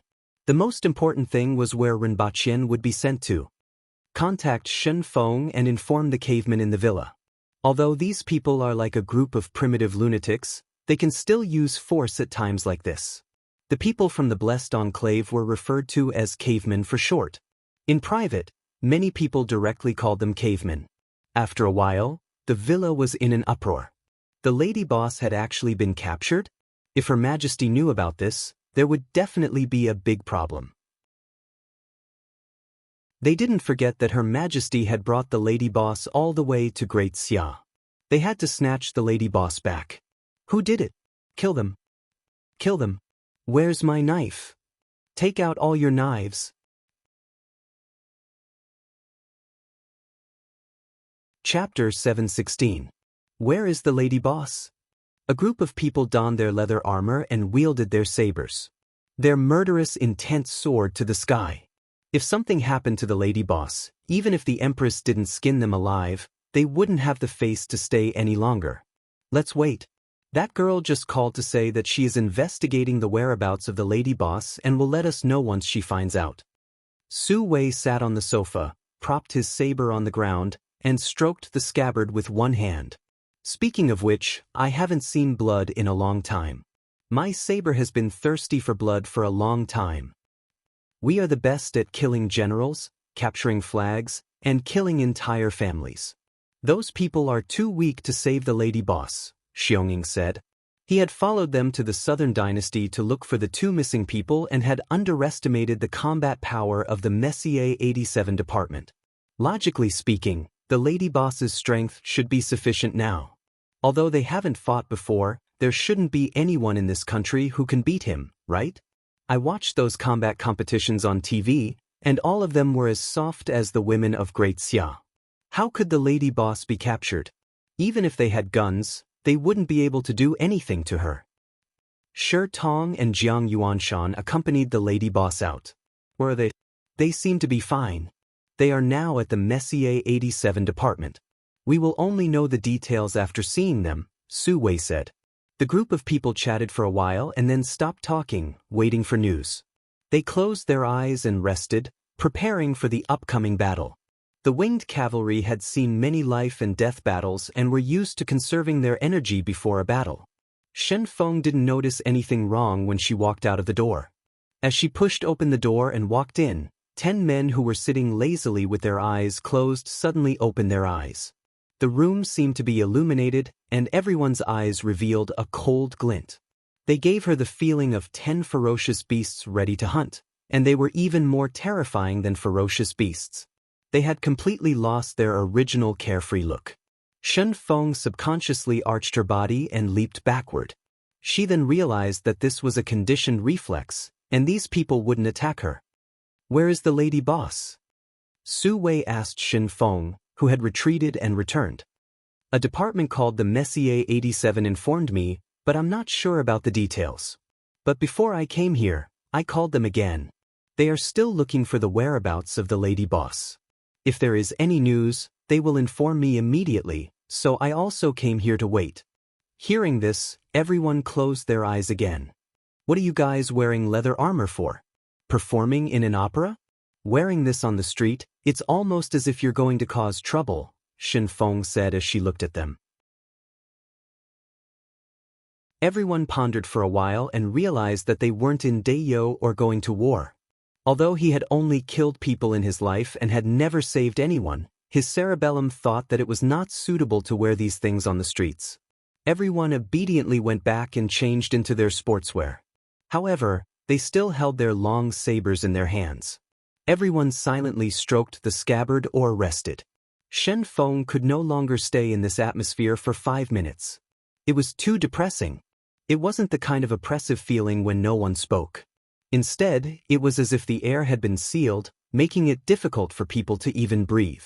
It was like being surrounded by a pack of wolves. After waiting for 3 hours, they finally got the news they wanted. The satellite found the speedboat. They also saw Ren Baqin being brought onto a submarine. To be able to send such an agent and have a submarine in this location, even if they couldn't detect the submarine's movements, they could still guess where they were going. This was because that was the only place where submarines could dock. It was also the country's largest naval base in the western Pacific Ocean. After getting the exact news, Yang Sen hesitated for a moment because there were tens of thousands of Navy soldiers there. However, Rinpoche's matter was too important to fail. He wouldn't hesitate even if he had to make a scene. For this reason, he also pulled over a dozen experts trained by the military from that base. They were all man-will experts.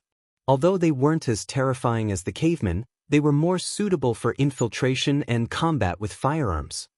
At this time, Rinpoche was on his first submarine trip in his life. Although he was locked in the cabin with the brown-haired man and the dentist, he was still in the dark. Rinpoche was prepared to make a scene at the other party's base before slipping back to Dayo. With his current strength, as long as he wasn't surrounded by people in an open space, he would still be safe. At most, he would find a place to hide for a day or two and then directly return to Dayo. In any case, he would cause trouble for the other party. In this way, the matter of him being knocked over by a tranquilizer gun could be said to be intentional. In any case, he would be able to regain some face. Wasn't it because of the Empress's strength that the nation had always treated him and the Empress with respect? In the end, he was knocked over by a tranquilizer gun. He was afraid that he would be looked down upon. Rinpoche had always believed in one thing, and that was to keep his fangs outside. This would save him a lot of trouble. If he was looked down upon, there would be a lot of trouble in the future. In the face of the nation's size, it was very likely that he would really become a pig.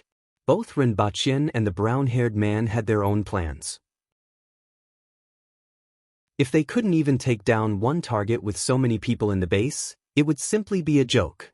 Both parties had their own plans, but they had forgotten that things didn't always go their way. Especially when Rinpoche was currently favored by a certain *T-stir. After traveling for less than 2 hours, the submarine began to stop. The dentist went out of the cabin to inquire and found out that the propeller was actually entangled in a fishing net. They had to surface to clear the fishing net from the propeller. Upon hearing this news, the dentist went into the cabin and looked at Rinpoche with a complicated gaze.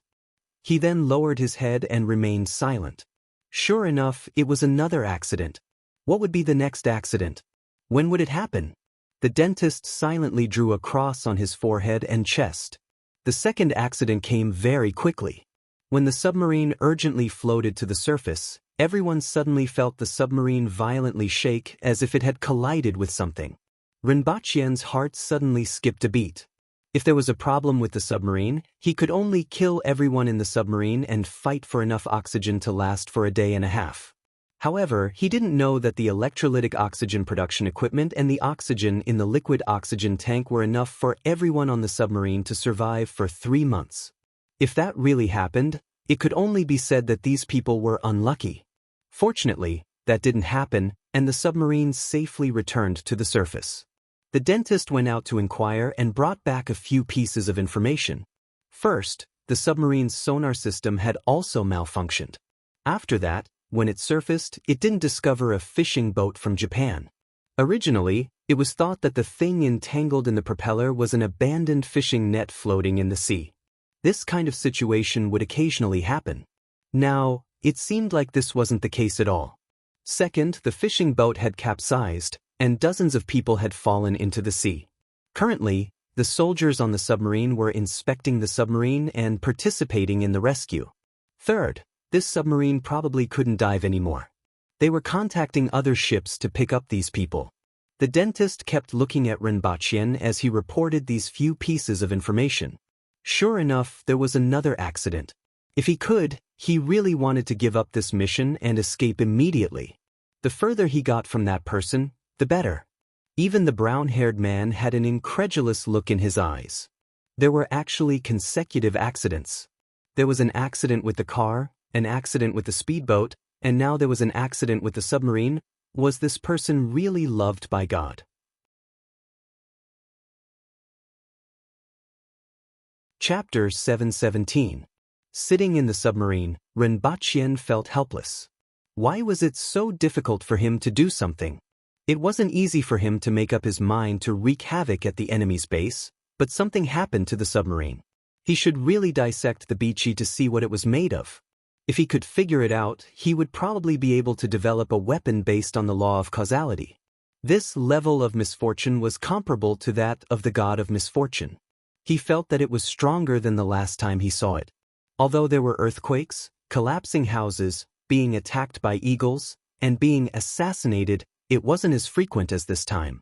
Driving a car into a pit, a speedboat collided with a shark, and now, a submarine collided with a fishing boat. This journey could no longer be described as full of disasters. Renbachien felt that if he were to obediently stay at their base for a month, wouldn't their base become a wasteland? Renbachien's current mood was as if he had prepared for a long time and was full of anticipation while taking advantage of a few days of vacation to travel, only to have a problem with his transportation. He was full of resentment. After waiting in the cabin for 2 hours, the sky began to darken, and the waves began to get bigger. Wave after wave hit the submarine, causing it to shake violently. Following that, bean-sized raindrops came crashing down. Renbachien listened to the sound of the raindrops hitting the steel and thought that it was fortunate that this was a submarine. If it were any other boat, he would really be worried that it would be capsized by the waves. There was no worst-case scenario in today's situation, only worse. The brown-haired man and dentist were also deeply worried. At this time, there were noises coming from outside. After the captain contacted the base, he finally allowed the fishermen to enter the submarine, but they were limited to a small area. The fishing boat had already sunk to the bottom of the sea. Following that, the submarine began to dive to avoid the storm and big waves on the sea. The storm on the sea came and went quickly. 2 hours later, the sky cleared up after the rain, and a 30-meter-long transport helicopter appeared in the sky. When Renbachien and the other 2 people moved into the helicopter, there was already a team of armed soldiers inside. 9 people made up a combat team. Although there were 9 people in the cabin, more than half of the space was empty. Seeing the soldiers in the cabin, the brown-haired man hesitated. After weighing the risk of fighting with Renbachien in the plane, he gave up the idea. After greeting the other party and exchanging a few words, the 2 of them sandwiched Renbachien in the middle of the cabin and sat him down like real criminals. "Hey, you didn't say anything strange because I can't understand it, right?" Renbachien smiled from ear to ear. "There's no need," the brown-haired man said. "I don't plan on dying with you here. I'm not ready to die for my country." "Very good." Renbachien smiled. The soldiers around them looked at them in confusion, not knowing what they were talking about. However, their mission was to send these 3 people to the base, and they couldn't be bothered with anything else. After a while, Renbachien started to feel strange because the helicopter wasn't flying east, but south. If they flew east, they would reach the largest naval base in East Asia. His original destination was also there. Flying south could only mean Zhuoshibao's base. It was the largest base for helicopters and amphibious ships. Not far from it was the Tsongseng base, which had the most land forces stationed there. Along the way, Rinpoche experienced a close air refueling and took another 2 hours to land slowly. Unfortunately, he could only see the sea from where he was and couldn't see the full view of the base. Rinpoche clenched his fists and felt a little nervous. After all, it was unthinkable for an average person to create havoc in a military base with tens of thousands of soldiers. In the eyes of people like Rinpoche, who grew up on Earth, the strong military power of the military base was deeply rooted. Rinpoche felt that he was too arrogant to have such a crazy plan. However, he also wanted to see how far he could go. In any case, he could just raise his hands and surrender if he couldn't win. After the helicopter vibrated for a while, it steadily landed on the ground. The soldiers stood up and said to the three of them, "You can go down now." The brown-haired man and the dentist once again sandwiched Rinpoche as he got off the helicopter. Before Rinpoche even got off, he saw a team of soldiers with loaded guns waiting below. Including the team behind, there were 4 combat teams with more than 30 people. For an ordinary person, even if this number was divided by 10, it would be enough. Most importantly, this was an empty field surrounded by lawns and barbed wire. Not far away was the dock, where a warship and some amphibious ships were parked. Soldiers could be seen everywhere, and there were soldiers standing guard everywhere. There were also forklifts coming and going, and a large number of wooden boxes piled up on the side. In fact, during this period of time, a fleet was conducting an exercise here, and this base was providing logistics for this exercise. The timing of this operation and this exercise couldn't be said to be unrelated. It was just that Rinpoche's whereabouts were erratic. If he had been a few days late, the fleet would have returned, and the deterrent force of this fleet would have been reduced. However, Rinpoche just happened to appear at this time, which made the other party overjoyed. "I'm Major Wallace. Your plane can't depart for another 6 hours. Before that, follow me." A white man came over and saluted. Seeing this, the brown-haired man didn't hesitate anymore. He suddenly broke into a run and shouted, "Be careful, catch him!" Many of the soldiers were stunned. Wasn't he already here? However, they only froze for a moment before they reacted and took out their weapons one after another. Rinpoche had arrived at his destination. Ignoring the brown-haired man, he leaped up and pounced on Major Wallace in front of him. He was like a ferocious tiger coming down the mountain. The Major immediately felt as if a huge tiger was pouncing on him with a fishy wind. When a tiger hunted, it could pounce 7 to 8 meters away. If it ran or pounced from above, the distance could be even further. Coupled with the tiger's weight and strength of more than 1,000 kilograms, humans had almost no ability to resist. Although Rinpoche's physique couldn't compare to that of a tiger, his pounce was more swift and fierce. He covered a distance of more than 10 meters in an instant. This was a move of the military fist of death, which was specially used to pounce into the enemy's formation. With one strike, the target would be split in half, and the next move would be a sweep with the saber.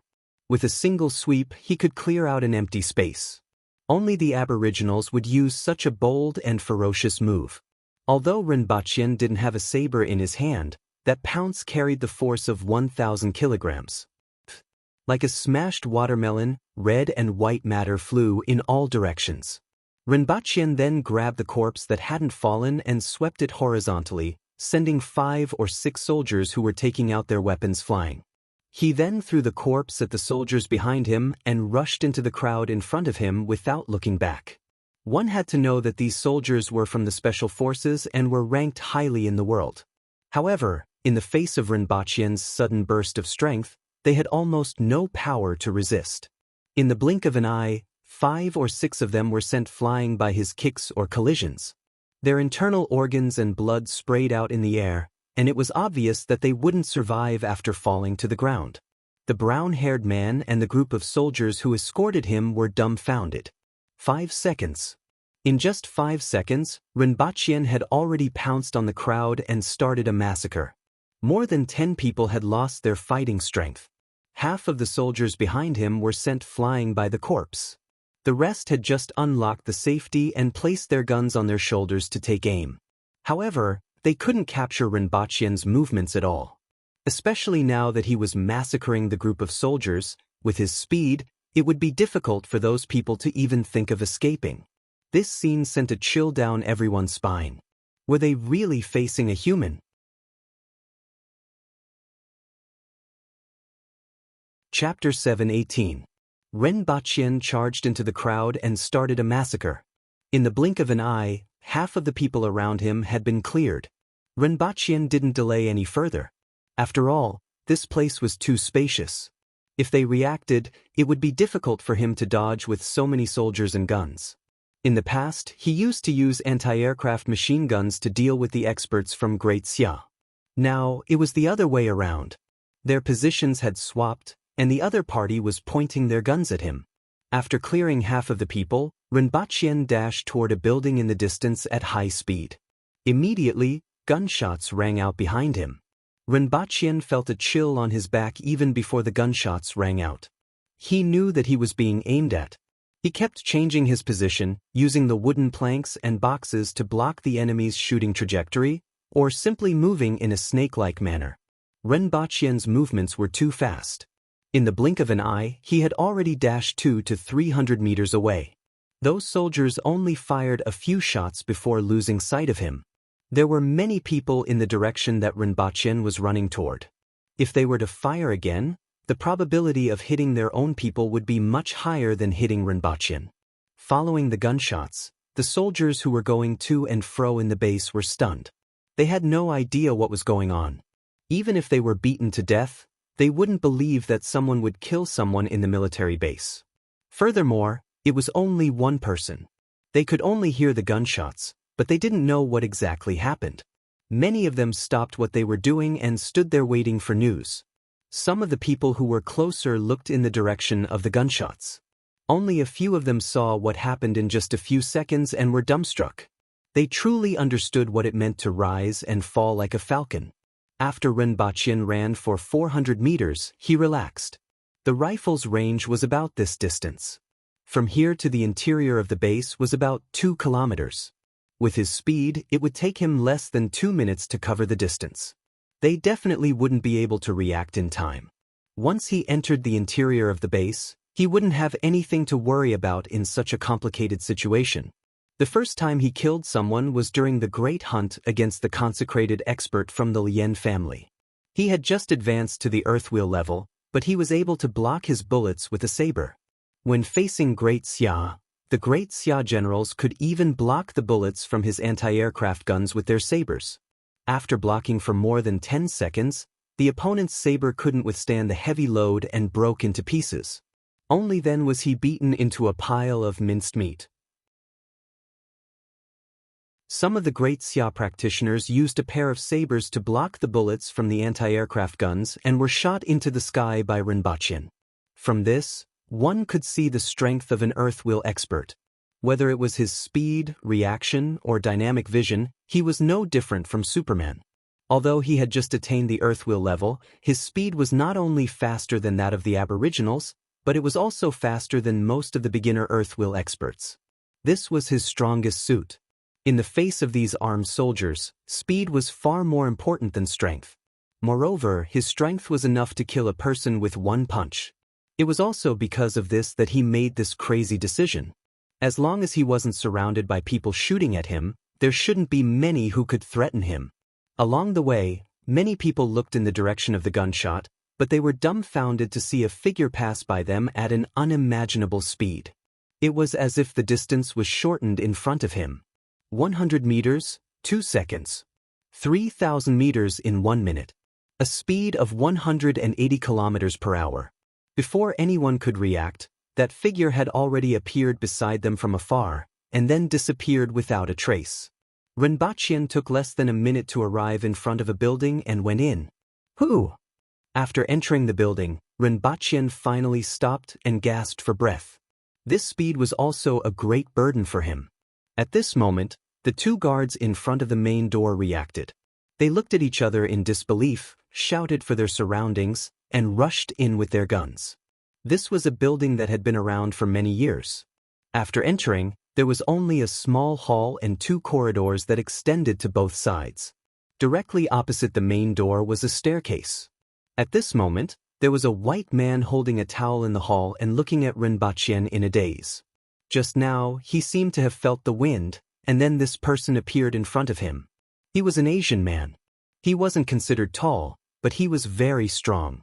It was very rare for an Asian to appear here.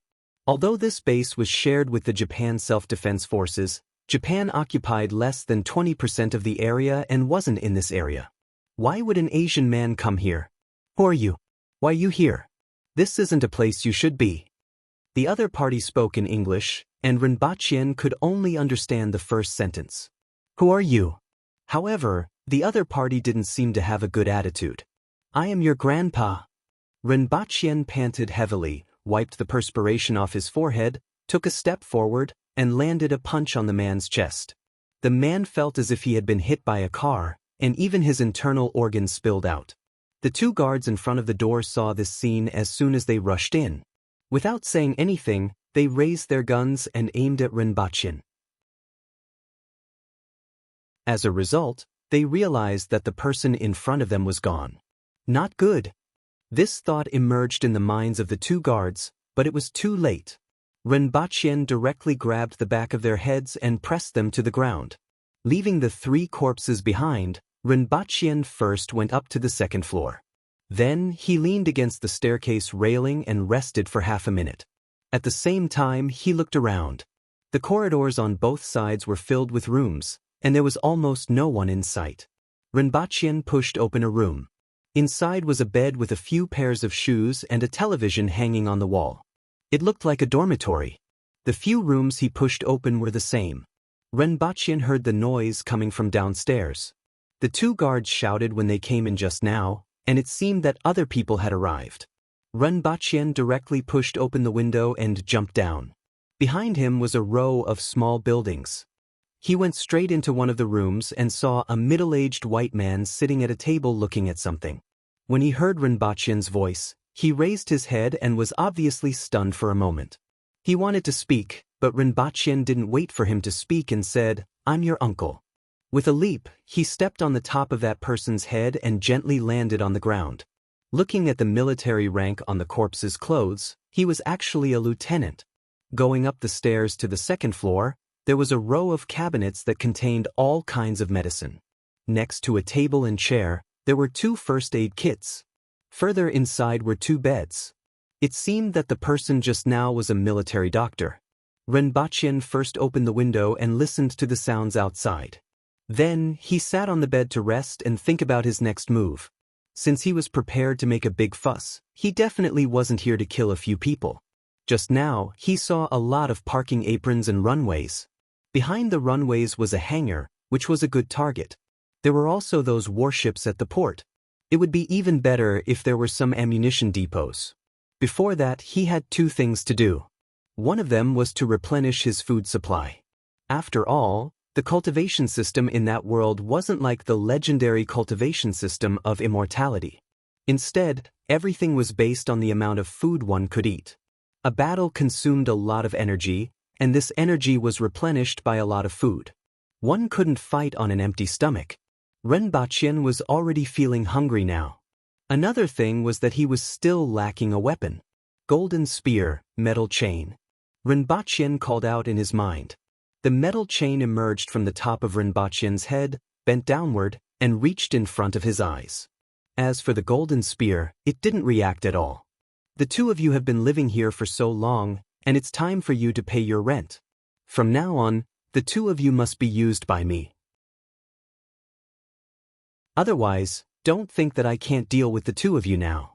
Once I reach the spirit will level, I will send the 2 of you back to the furnace to be reforged and erase your consciousness. Then, the 2 of you will cease to exist, Rinpoche said gloomily. At that time on the speedboat, he was really angry. These 2 fellows had been living in his sea of knowledge for so long, but they weren't of any use at all. What was the point of keeping them? Following Rinpoche's gloomy words, the metal chain immediately trembled. As long as it had consciousness, it was most afraid of having its consciousness erased, which meant death.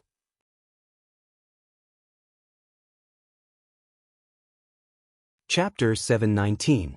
Heaven-grade weapons were condensed from the soul. Although they could be condensed into a physical body in the outside world, their essence was still the soul. They were connected to the owner like limbs. If the owner died, the soul would disappear, and the heaven-grade weapon would naturally disappear. It was just like how a person's physical body would disappear if they lost their life. However, the metal chain and the golden spear were somewhat different. These two heaven-grade weapons were brought back to Earth from another world when their owners were still alive. Renbachien cut off their connection with their owners. However, their owners didn't die, and the heaven-grade weapons didn't disappear either. This resulted in the two heaven-grade weapons not disappearing. Heaven-grade weapons were condensed from the soul, and in some ways, they could be seen as part of a person's soul. After cutting off their connection with their owners, the originally dead heaven-grade weapons gave birth to an ignorant consciousness. In order to avoid losing the support of the owner's soul and collapsing, they instinctively chose Renbachien, lodged in his consciousness, and relied on his soul to survive. Although these two heaven-grade weapons had their own consciousness, it was more of an instinct, just like a child learning how to speak.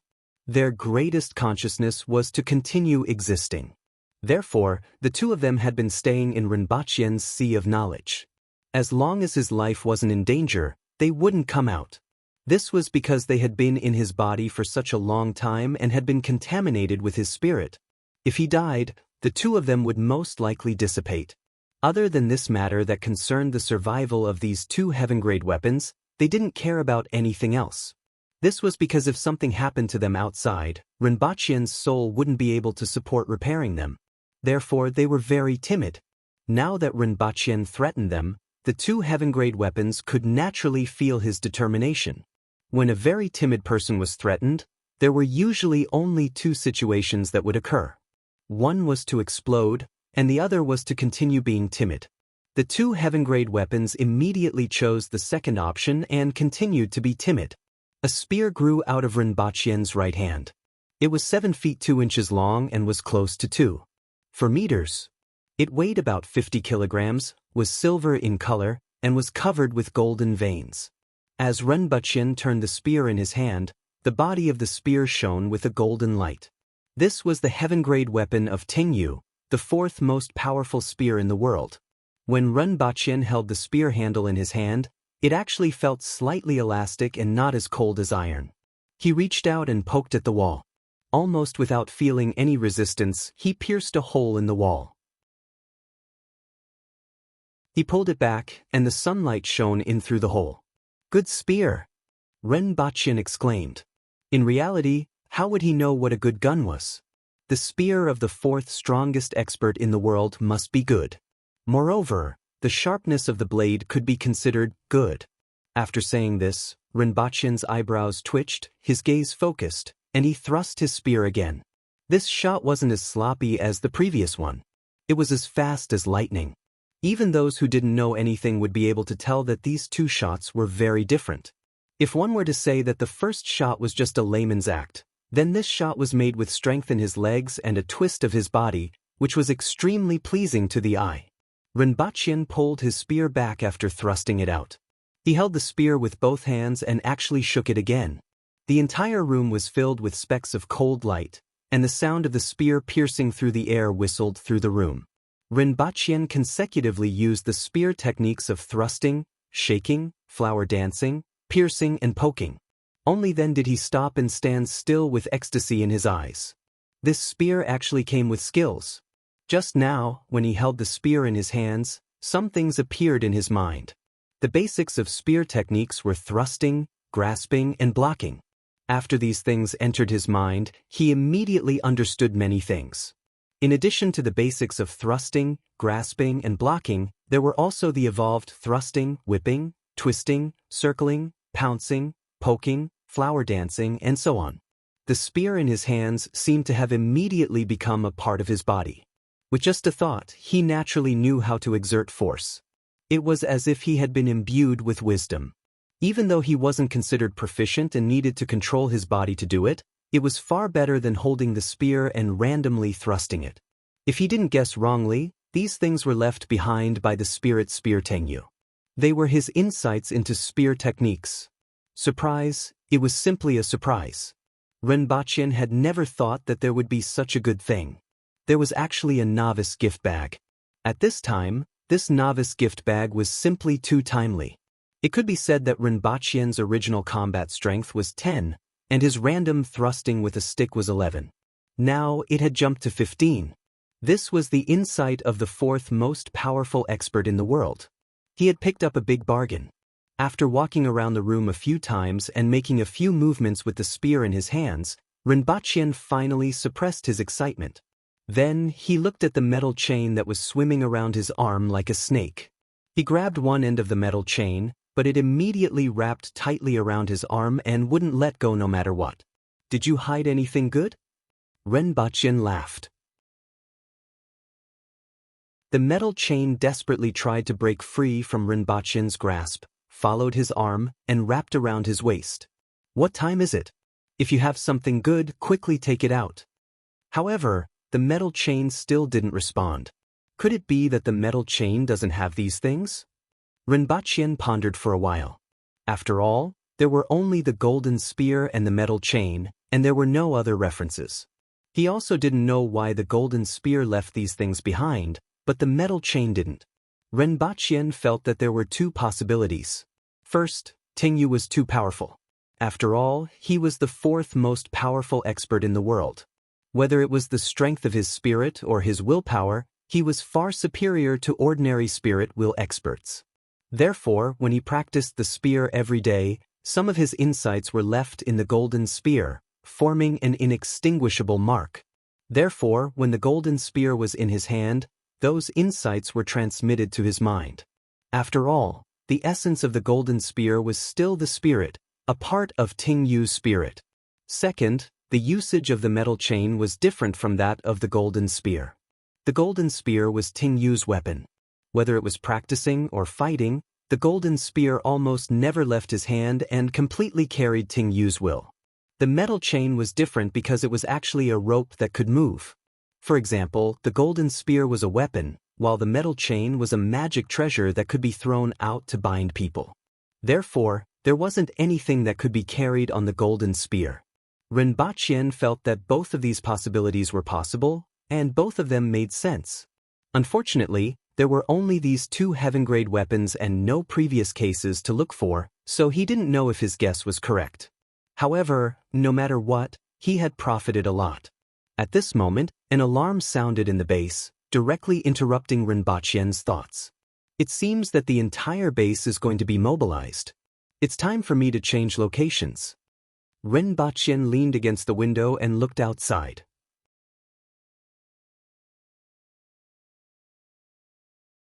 Chapter 720. Base in a room. So many people just for one person? The old man who rushed over was surprised when he heard the other party's words. He thought that something big had happened. He hurriedly climbed out of the little vixen's bed, and it turned out to be for one person? Sounded the alarm because of one person? If the news got out, the entire base would become a joke. This is a big deal. Don't underestimate this person. Surrounded by 4 special forces, he only used a few seconds to kill 7 people and injure 6. This is not something a human can do. Take a look at the photos of the scene. Another person turned on the computer, and there were a few photos of the scene that were uploaded to the computer. One of the people in the worst condition, even his head was missing. This was done with his bare hands. Before that, the other party was more than 10 meters away from him. Then, the other party rushed into the team behind him and killed another 6 people before anyone could fight back. All of them had multiple broken bones and ruptured internal organs. They died on the spot. It was like being hit by a truck. This was done by one person? The old man was a little surprised when he saw the picture on the computer. He could tell at a glance that it was a helipad. It was an open space without any shelter. In such a situation, he killed 7 people and seriously injured 6? He's very strong, much stronger than a heavyweight boxer. More importantly, he was fast. After doing so many things in a few seconds, he actually ran away at an incredible speed. According to the last footage of him, this speed was 100 meters in 2 seconds. Are you sure you're not joking with me? The old man was shocked. I also hope it's a joke. Look at this, it's a clip from the surveillance camera. The man opened another video file. At the 5-second mark, the old man focused on the image on the video. He saw 2 soldiers standing there looking in a certain direction. Then, when the time was up to 5 seconds, suddenly a figure rushed into the image and disappeared before he could react. Then, the man played the video in slow motion again and again. Only then did he gradually see the situation of the person running in the image. Because of the camera, the figure was very blurry and couldn't be seen clearly. But his eyebrows were already furrowed. He had already understood the problem. Who is this person? What the higher-ups want should be related to the biochemical experiments in China. I'm guessing he's a successful product. His strength, explosiveness, and speed were far beyond that of a normal person. If this was the progress of the Chinese biochemical experiments, then the situation was indeed very serious. This person was previously in charge of the CIA, and he needs to transfer here to return to his country. Now it's our job. I just spoke to Washington on the phone. He must be caught alive. As he spoke, the light on the communicator on the table lit up. After he pressed it, a voice came from the communicator. Sir, there's a new discovery. Lieutenant Kent in the back of dormitory block C was killed, and there are some problems with the wall on the 2nd floor. The enemy might have a weapon we don't know about. I've already asked someone to send you the pictures. At this moment, Rinpoche was eating raw beef in the kitchen. He didn't have much time. He had been seen outside just now. Although he had killed the other party, the corpse would soon be discovered. He forcefully stuffed 1 kilogram of raw beef into his stomach to make his stomach feel better. Rinpoche found something to wrap another 20 kilograms of raw beef before jumping out of the window. 3 soldiers were searching with their guns when they suddenly saw someone jump out of the rear window of the restaurant about 30 meters away. The 3 of them immediately stopped and raised their guns. At the same time, they said, SEAL Team 6, Group 3, found the target. The coordinates are... As soon as Rinpoche landed on the ground, he pounced on the 3 like a cheetah. Faced with Rinpoche's speed, the other party didn't even have time to speak and immediately opened fire. A gold and silver rod suddenly appeared in Rinpoche's hand and shielded his body. A series of bullets hit the golden spear. Godly spear! Rinpoche suddenly twisted his body to dodge a few bullets and threw the spear in his hand. Like a gold and silver lightning bolt, it directly pierced through one of the soldiers. The other 2 were sweating profusely and couldn't care less about their companion's life. Rinpoche's speed was too fast. He continuously changed his figure on the ground and closed in on them like a phantom. Damn it, he's not human at all. One of them looked at Rinpoche, who was getting closer and closer with a face full of fear. Using a rod to block bullets? He can even dodge bullets? Damn it. Where did that rod come from? At this moment, a metal chain grew out of Rinpoche's hand. In an instant, it grew by 10 meters and wrapped around the neck of one of the soldiers. Gotcha! That person's neck was immediately broken. Rinpoche leaped and landed behind the other party. After the metal chain broke the first person's neck, it followed Rinpoche's movements and wrapped around the last person's neck. After killing all 3 of them, Rinpoche walked to the bodies of the 3 and rummaged through them. He originally wanted to see if there were any grenades or flash grenades, but the other party only had guns, ammunition, and a military knife. If it was in the past, he would naturally take the other party's gun for granted. However, in the current situation, it was more of a burden to hold onto it. As long as he used it, his position would be exposed, so it was more convenient to use the golden spear and metal chain. Rinpoche turned around to pick up the golden spear. When it fell into his hand, the golden spear trembled incessantly. It seemed to be very angry at Rinpoche for throwing it out just now. However, Rinpoche didn't care. Just as he walked to the corner of a building, he suddenly stopped. He heard footsteps and 6 people were jogging over from the other end of the corner. They were about 11 to 12 meters away. 1, 2, 3, Rinpoche counted in his heart. When the other party was about to reach the corner, he suddenly rushed out and pierced the person in front with the golden spear in his hand. Rinpoche pulled out the golden spear and shook it to produce 3 cold stars. The heads of the 3 people closest to him immediately had holes in them. The last 2 people were already staring at Rinpoche in fear. Rinpoche immediately grabbed a corpse and used it to block in front of him. A silver snake stretched out from Rinpoche's hand again and directly broke the neck of a person 6 meters away. Rinpoche carried the corpse and rushed to the front of the last person and pulled out his spear. The gunshots stopped. The other party was a young man in his early 20s. He looked Asian and still had a little immaturity on his face. The tip of the spear was pressed against his neck. His head kept breaking out in cold sweat, and his face was full of fear. Rinpoche stuck his head out from behind the corpse and looked at the other party. "Where's the headquarters?" Don's Tigala young man had a look of despair on his face. Rinpoche exerted a little force in his hand, and blood spurted out from the other party's throat.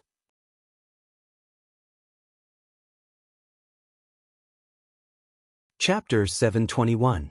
The Zuoshibo Naval Base covered an area of 405 hectares, 4 million square meters, and had a total length of 62 kilometers. 86% of it was used by that Western country, and the original owner of the base only used 14% of it. In the past, although the base was busy, it was orderly. However, it was very different today. Groups of soldiers armed with live ammunition searched the base wantonly, and it was quite chaotic. This puzzled the self-defense forces and made them think of ways to find out what was going on. However, they didn't expect that there was only one person who caused this disturbance. Rinpoche flicked his wrist, twisted the spear, and pulled it out of the other party's throat. In addition to the sound of blood spurting out, there was also the sound of air leaking. Rinpoche inexplicably thought of a saying, "I once heard that if the knife is fast enough, the sound of blood spurting out from the wound is like the sound of the wind." It's very pleasant to hear. When Rinpoche saw this saying, he inexplicably felt a little sad, but also a little aesthetic. Now that he really heard such a sound, he didn't feel anything. It was as if he had killed a chicken. He had died so many times. He had drowned, burned, died of thirst, and died so many times. How could he feel? There were 8 people lying around him, and he didn't fire a single shot. This was already the 11th batch, and Rinpoche was getting more and more comfortable. Whether it was killing people or shooting, he was getting faster and faster. Relying on his extraordinary 5 senses, Rinpoche was always able to ambush the other party at the right place. At close range, these people were now like weeds in his hands. Rinpoche pushed open the door with a gun in one hand and looked outside. There were more and more people nearby, and it seemed like the other party was shrinking the encirclement. Previously, when he killed 2 groups of soldiers, he was still relatively leisurely. However, as time passed, there were more and more teams searching around him, and he paid more attention to hiding his whereabouts. What he didn't know was that the other party didn't immediately search for him. Instead, they set up an encirclement. They were afraid that he would run away. After that, they began to search this area wantonly. Now, the entire base was mobilized. In addition to the encirclement, a total of 2,000 soldiers were sent to this area to search for him. Over there. In the opposite building, a man walked into a room, saw Rinpoche, who was standing at the opposite window, and immediately reported his location. Rinpoche could already hear the sound of people running downstairs. He wasn't in a hurry to leave. Instead, he waited at the corner of the staircase. He is waiting for them to come up. Although the other party had begun to lighten his footsteps, it still couldn't escape his ears. The 2 combat squads hurried over from upstairs and downstairs respectively. After exchanging hand signals, they prepared their battle stances and slowly advanced. After leaving the room, he arrived at the corridor filled with corpses. He pushed open the window and jumped out. Not down, but up.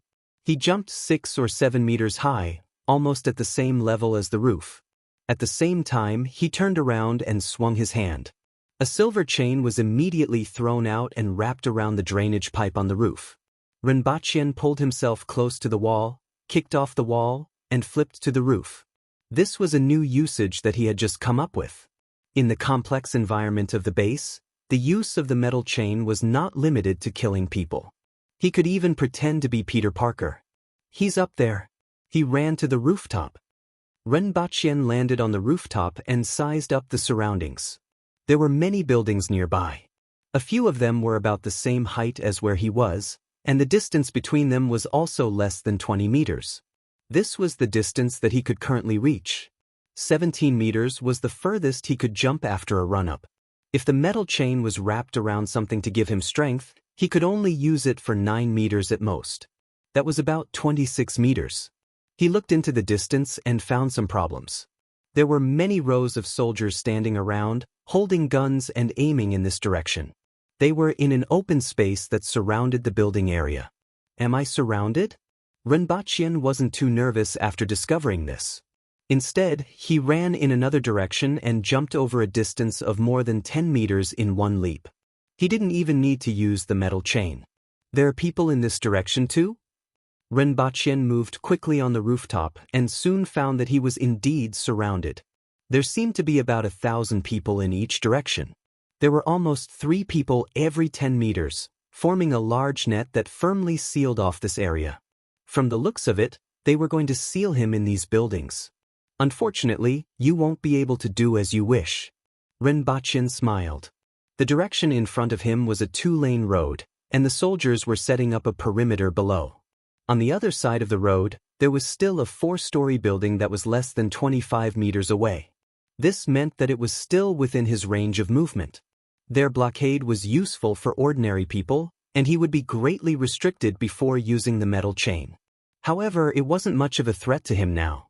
More importantly, there was a row of warehouses not far from that small building. He just didn't know if they were warehouses for supplies or ammunition. Renbachien stood on the rooftop and looked ahead. He suddenly felt a chill down his spine. Someone is aiming at me, Renbachien thought to himself. He then fiercely pointed his gun to the right. Ding! A spark appeared in the air. Then he heard gunshots in the distance. Is it a sniper? Is the target my right leg? Renbachien looked in that direction and saw a lighthouse. Unfortunately, he couldn't see who was on it. Renbachien stood with his gun, turned his head, and revealed a cold smile in that direction. If the other party was a little closer, he would let them know what a flying shot from outer space was. Unfortunately, they were too far away. Renbachien then took 2 steps forward and leaped forward. When he reached a certain distance, he threw out the metal chain and immediately pulled himself to the opposite rooftop. He just jumped over everyone's heads and disappeared from the sniper's field of vision. On the lighthouse in the distance, a man lay prone behind a sniper rifle and couldn't close his mouth for a long time. What did he just see? The other party actually used that stick in his hand to block the bullet? Furthermore, he did it after he fired the gun? Was the other party faster than a bullet? He's up there. He jumped over. Oh my God, is he Spider-Man? Renbachien had just jumped over when chaos broke out behind him. Renbachien's speed was so fast that he passed by in a flash. Even if the people below kept staring at the top of their heads, they could only see a faint figure. Even if they saw him, they wouldn't be able to stop him. Just like that, he easily broke through the encirclement set up by the other party using thousands of people. On one hand, the environment of this base was very complicated. Other than the port area, there were many multi-story buildings in other places. This made it very convenient for Renbachien to move around without any hindrance, but it hindered the footsteps of others. On the other hand, the other party wasn't used to fighting with extraordinary opponents. Even though they had repeatedly overestimated Renbachien, this overestimation was still within the scope of their understanding of cyborgs. For example, he was stronger and faster.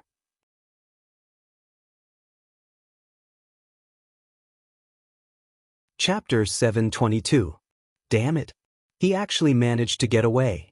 Can he jump more than 20 meters? And has a chain in his hand? Like Spider-Man? Does he have any weaknesses? You don't know? Hundreds of people have died, and you give me this answer? Expand the encirclement and contact Okinawa. We can't care about that now. We have to mobilize the army, or else we won't be able to form a sufficient encirclement. I'll call the headquarters first. A man in the headquarters of Zwisherbao base flew into a rage. He originally didn't want to mobilize the army.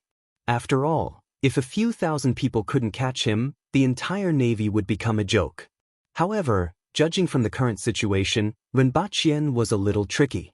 He was like a monkey that couldn't be caught. He was also extremely ruthless. In just a few encounters, he had lost hundreds of people, and all of them died on the spot. Now that Rinpoche had moved to a larger area, it would be more difficult to encircle him. Compared to the escape of such an important target, he couldn't care less about his reputation. There were 28,000 people in the Okinawa barracks. Even if a portion of them were transferred over, they would be able to form a sufficiently strong encirclement. After finishing the call, he looked up and said, "Place snipers at all the commanding heights. Also, I want him alive. General, given the current situation, there will be more casualties if we capture him alive. Actually, corpses can also be used for research. The higher-ups won't agree.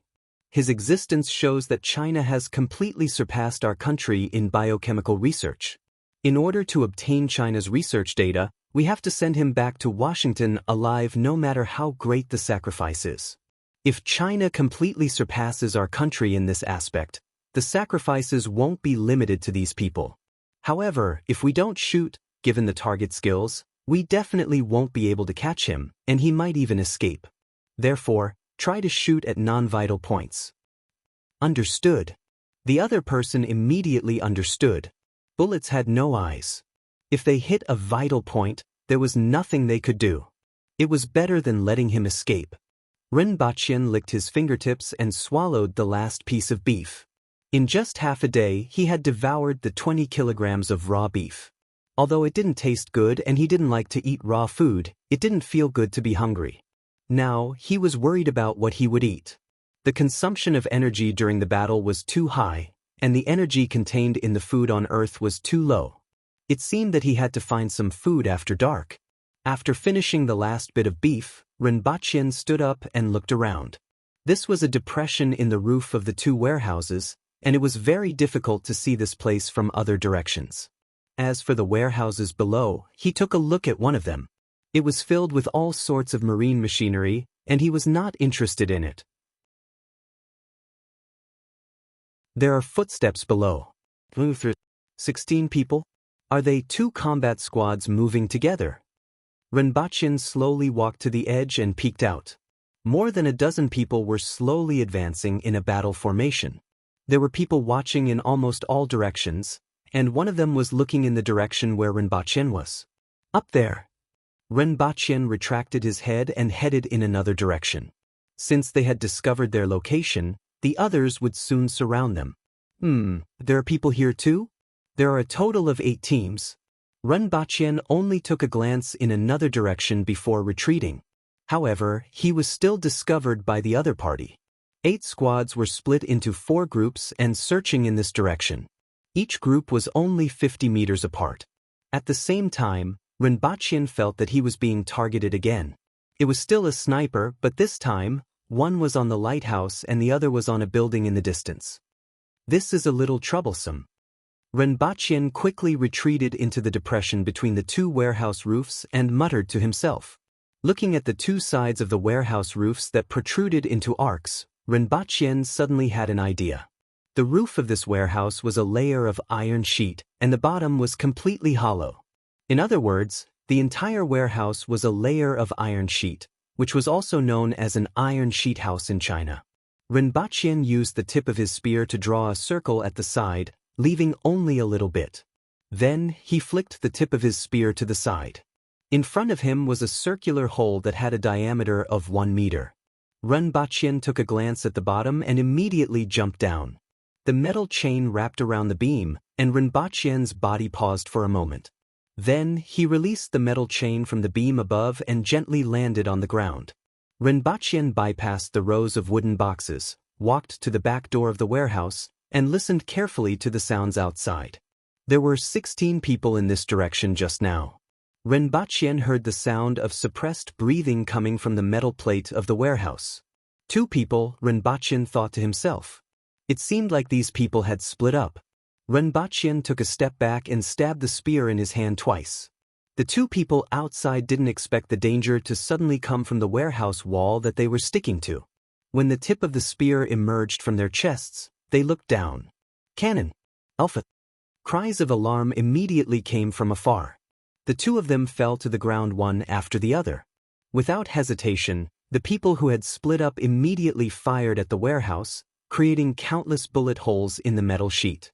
At this time, Rinpoche had already changed his position. He came to the side of the warehouse, then made a cut on the metal sheet and moved it aside. There was a door that he could enter and exit through. This was a similar warehouse. There were a total of 38 such warehouses in this row.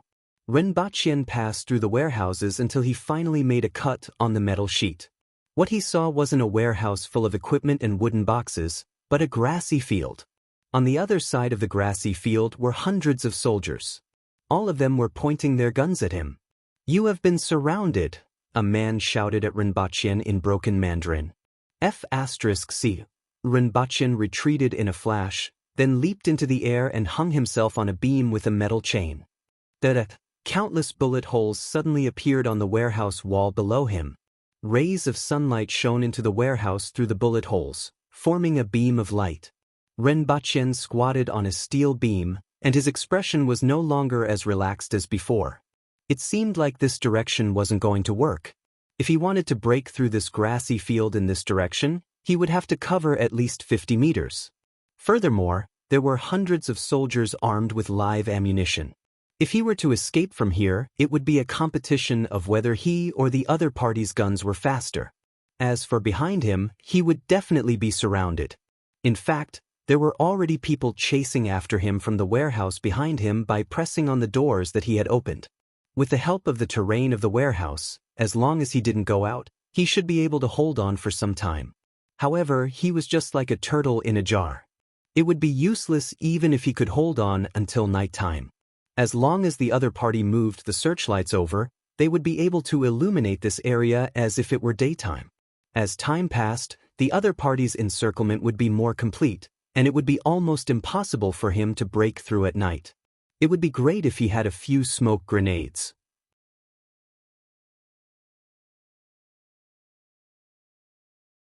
Chapter 723. I didn't find anything here. I don't have any here either. There's a hole in the north wall. It seems like the other party has left from here. Inside the warehouse where Rinpoche had killed his men, two teams of fully armed soldiers were searching. This is Team 4 of 3rd Platoon. The target isn't at Warehouse 6. It's heading north. Got it? Be careful. A few minutes later. Team 4, please respond if you copy. Team 4, roger that. Please go ahead. The target has appeared. He's appeared in Warehouse 38. Currently, 2nd Platoon and Team 5 and 6 have set up interception points in Warehouse 25, further reducing the enemy's range of action. Your mission is to head to Warehouse 25 with Team 5 immediately. Roger that. Be careful. The opponent is very good at fighting in a small area. Don't give him a chance to get close to you. Understood. Did you hear that? Let's hurry to Warehouse number 25. Go. However, as soon as they reached Warehouse 9, they heard gunshots coming from the front. Within a minute, the gunshots stopped. At this moment, Rinpoche was rummaging through the corpses in a warehouse. He didn't expect the other party to set up so quickly, and he was ambushed as soon as he came out. Although he could block bullets now, even if he had 2 more hands, he wouldn't be able to block a dozen people shooting at the same time, not to mention a repeating rifle. Fortunately, there were all kinds of wooden boxes and equipment in the warehouse, which became the biggest obstacle for the enemy. TSK, these chest muscles. Hey, it's a woman. Rinpoche rummaged through it and felt a little surprised. Lifting his head to look at the corpse, he saw that it was a golden-haired woman with a pair of hollow eyes. Before she could even react, Zhang Xian's spear had already pierced through her forehead. To him, it didn't matter if the soldiers were male or female. They were all dead anyway. However, he didn't expect it to be a mix of male and female soldiers. 2 of them were female and the rest were male. There was no smoke grenade he wanted. Thinking about it, the smoke grenades had no effect on him. Instead, it would affect their own vision. Naturally, they wouldn't bring this thing. He didn't even have a bulletproof vest. It was the same as smoke grenades. It was inconvenient to move around wearing them, so it was better not to wear them. He did find 2 flash grenades. Renbachien hung the flash grenade on his body, carried his gun, and shuttled back and forth in the warehouse like a phantom. After quickly passing through a few warehouses, he suddenly stopped in his tracks. He seemed to have heard something. He quietly jumped onto a shelf and poked his head out to take a look. Sure enough, he saw a few soldiers slowly advancing in a battle formation, constantly looking around vigilantly. Renbachien landed on the ground, held his spear upside down, and walked forward slowly. He was looking for a suitable ambush position. A moment later, he arrived in front of a shelf. Unlike the other shelves, this shelf was fully filled with items. It could block him, and the other party would come face to face with him when he turned around. It was the perfect place to ambush. After that, Renbachien quietly waited for the few prey that were about to fall into his claws. He even had the leisure to think about what to eat for dinner. Although he could only think about it. At this moment, the encirclement was finally completed. Thousands of soldiers surrounded the 38 warehouses tightly.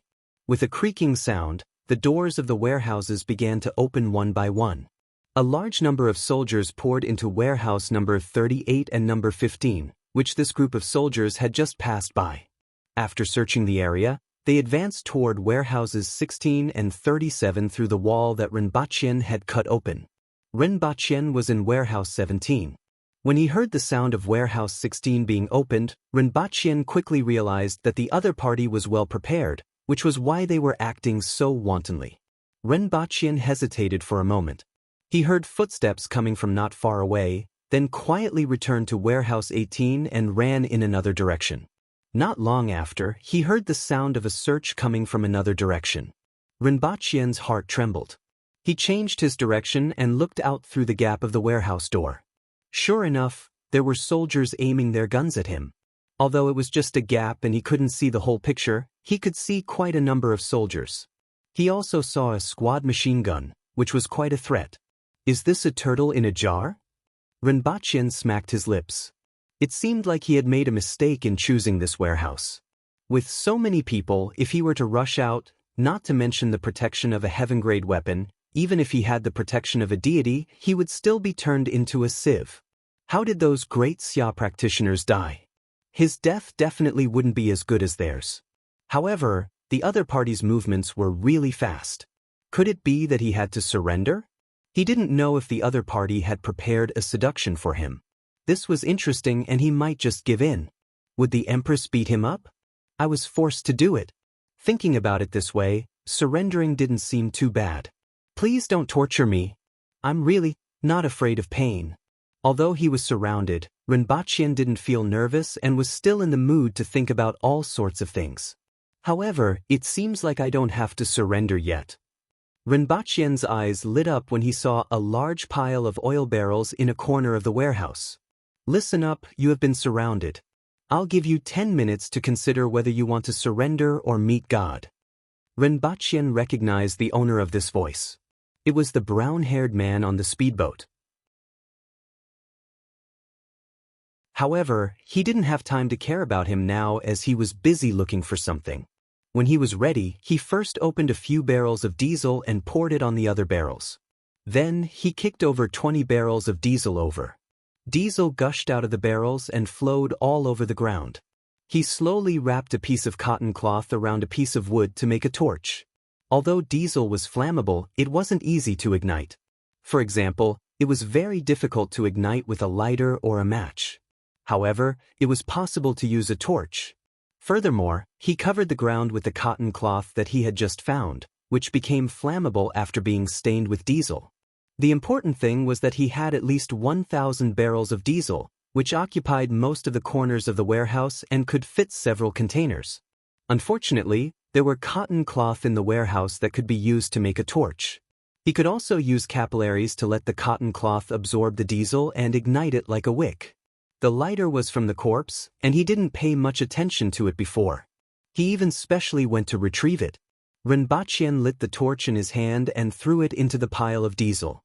He watched as the torch slowly ignited the cotton cloth that was stained with diesel oil on the ground. Then he quickly ran past 3 warehouses, found a seemingly safer corner, dug a hole, and jumped in.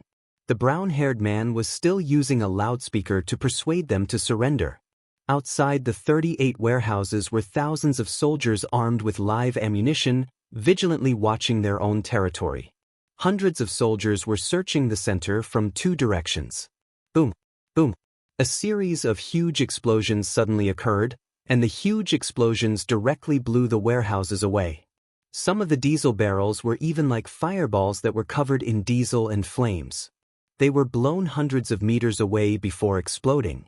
Countless debris, warehouse fragments, and metal barrels turned into powerful weapons during the explosion and swept toward the crowd of soldiers outside. There was also the heat wave of the explosion that directly threw everyone to the ground. It was chaos. The sudden explosion caught everyone off guard. In particular, those burning diesel barrels exploded at close range like cannonballs. The power was no different from cannonballs, and people were thrown off their feet wherever they went. The 2 warehouses next to each other were turned into a sea of fire. At this moment, the door of another warehouse was suddenly kicked open from the inside. While everyone was still recovering from the explosion, a person rushed into the crowd like a tiger rushing into a flock of sheep. 3 seconds. Without this explosion, these 3 seconds would have turned Rinpoche into a sieve.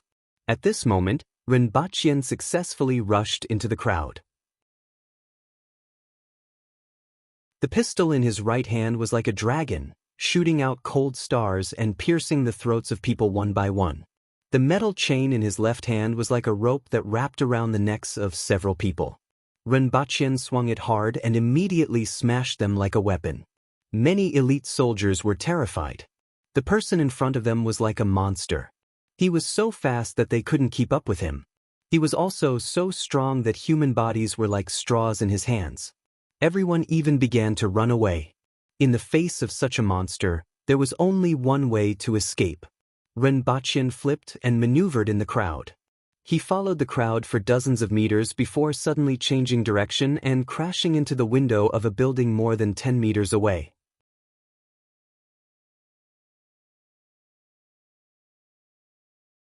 Chapter 724. At night, the entire base was brightly lit. All the lights were turned on, and searchlights were patrolling the area. Vehicles with headlights were driving slowly in the base. Soldiers were standing guard in all the dark corners. Even so, they still couldn't catch that man, that yellow man. No one had ever thought that one person could cause such a huge commotion in the base. No one had ever thought that one person could be so powerful and dangerous. The Okinawa military camp nearby had sent reinforcements twice, and now there were a total of 17,000 people searching around the base. However, that man was like a ghost. From time to time, one could hear traces of him and a few gunshots. When the people nearby arrived, they would only see the corpses scattered on the ground. Or by the time a soldier was found, he was already dead, stabbed to death, or strangled to death by a metal chain. Yes, a metal chain and a cold weapon, a long spear. Nowadays, a team of 50 to 100 people usually operated. However, such a large team operation made the base look like a sieve. From 3 o'clock in the afternoon until now, only 6 hours had passed, and more than 600 people had died in battle. Less than 200 of them had died in the explosion. The rest had died in the hands of that bastard. Now that they thought of that bastard, they gritted their teeth. If they could catch him, they would skin him alive even if they had to sacrifice their lives. Behind this was the fear in everyone's hearts. Even the army reinforcements that came last were tongue-tied and felt a chill down their spines when they found out about what had happened. At this time, the orders from above had also changed. Previously, they had to capture him alive, but later, they tried to capture him alive. Now, they were to attack immediately upon sight as long as the corpses were left behind. "I'm hungry." Rinpoche rubbed his stomach, which was growling. After arriving at this base, he had already snatched food 4 times, at least 30 kilograms of beef. However, he was still so hungry that his chest was sticking to his back.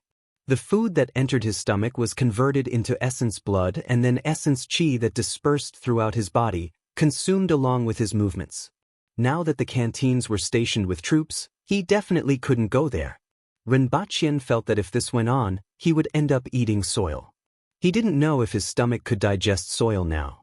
Rinpoche sat in the dark, plucking grass from the ground and stuffing it into his mouth. It tasted worse than raw beef. Rinpoche's face twitched, and his expression was extremely rich. Eat grass. I'm not an alpaca. Moreover, this thing was unpalatable and had no nutrition. It would turn into air once it entered his stomach. He had already pulled out a patch of grass, but it was still useless. She sighed faintly, her face full of grievance. Who did he offend? A person sitting in a carriage can cause trouble to fall from the sky. If Rinpoche wanted to leave now, he could still find an opportunity. However, he was no longer in a hurry. Anyway, the night was still long. There was always an opportunity. He was prepared to make a big firecracker. After fighting for half a day, Rinpoche felt that he had gained a lot. He was now able to drift, hide, search, and assassinate like a shadow in the darkness. Although they were only facing some elite soldiers from Earth. However, this was something that he couldn't do in the past. He didn't even think that he could do this. Although the experience this time was a little unfair, it was very valuable in terms of results. Especially in terms of combat and killing, he began to have his own experiences and ideas. People were forced to do so. In the current environment, Rinpoche couldn't help but think about how to hide his whereabouts and how to fight. As a searchlight swept past, only a patch of bare grass was left. A group of soldiers rushed over with tactical flashlights and saw the bare grass on the ground. They immediately discovered something and said, "He has been here." However, at this moment, a metal chain suddenly swung out from the darkness and wrapped around the necks of two people. Kacha. Accompanied by the sound of bones breaking, the two people fell to the ground weakly. "He's here." The remaining people were horrified and immediately fired at the front while shouting. Rinpoche flashed behind a tree and disappeared into the darkness. He avoided the other soldiers, took a detour, and appeared near a row of hangars, not far from the dock. Although there were soldiers patrolling and searching here, the number of soldiers was much smaller than in other places. Rinpoche waited in the dark for more than 10 minutes. Then he found a gap and used 5 seconds to cross 200 meters in front of him. He stuck to the shadow of the hangar, slowed down his breathing, and waited quietly until there was a gap before a searchlight swept past and the patrolling soldiers. He then jumped up and threw the metal chain to pull himself above the hangar. After that, he chased after the searchlight for a while until it drew an arc in front of him and turned in another direction. He then jumped to the ground in front of him, rolled over, and quickly ran to the dock. Then, he quickly took off his clothes and jumped into the sea. He didn't even leave his underpants on and held them up so that they wouldn't leave any watermarks on his body when he got on the ship. His target was the ship by the sea. The largest warship looked like an aircraft carrier. Rinpoche naturally didn't know that it was an amphibious assault ship. He just felt that it looked big and thought that it must have a powerful weapon on it. In fact, he had another target that looked like the enemy's headquarters.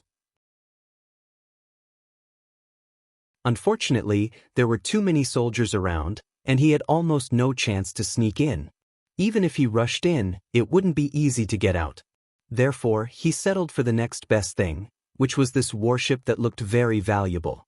He didn't know if the number of troops at the headquarters would decrease after blowing up this place.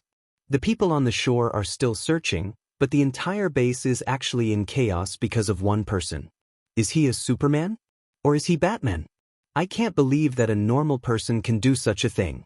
Two soldiers stood near the side of the ship and vigilantly scanned all the positions on the dock. From time to time, they would look up at the chaos in the distance. Maybe he's Wonder Woman. The other person added.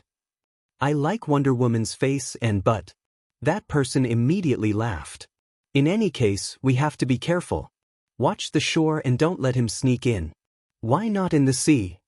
Goodman Richard is 18 meters above the water, which is equivalent to the height of a 6-story building. Can he fly up?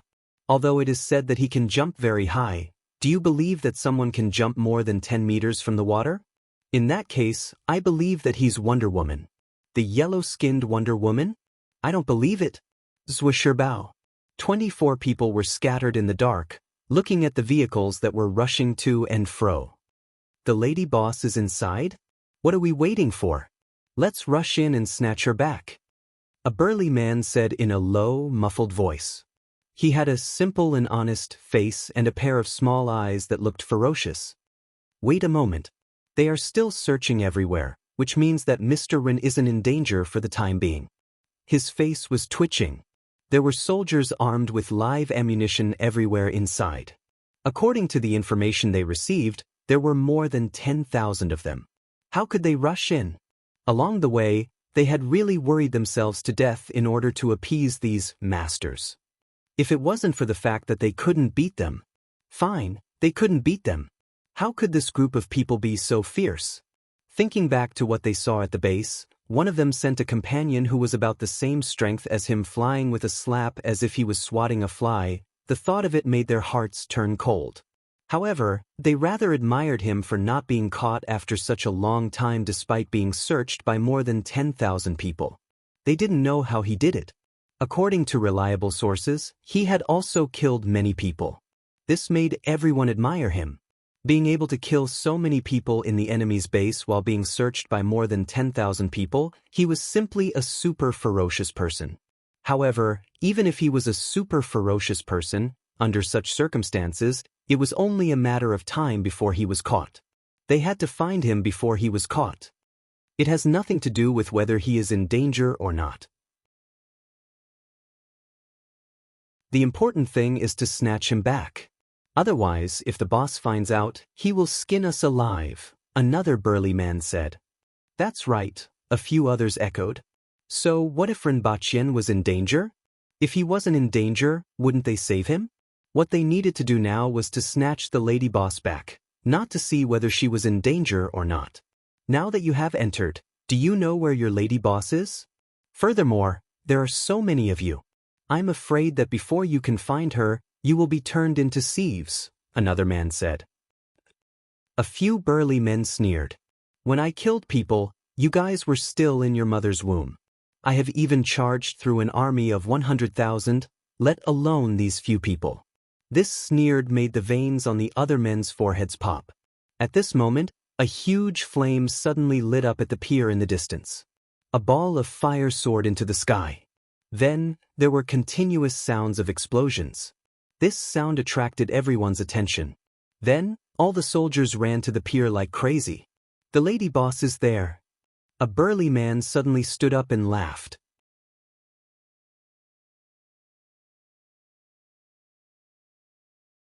Chapter 725. In the command center, an old man stood in front of the window and looked at the fire in the distance. His facial expression kept changing under the light. A hurried voice came from the walkie-talkie on the table. Commander, it's the Goodman Richard. We're in trouble. Another person behind him looked in the same direction with a pale face.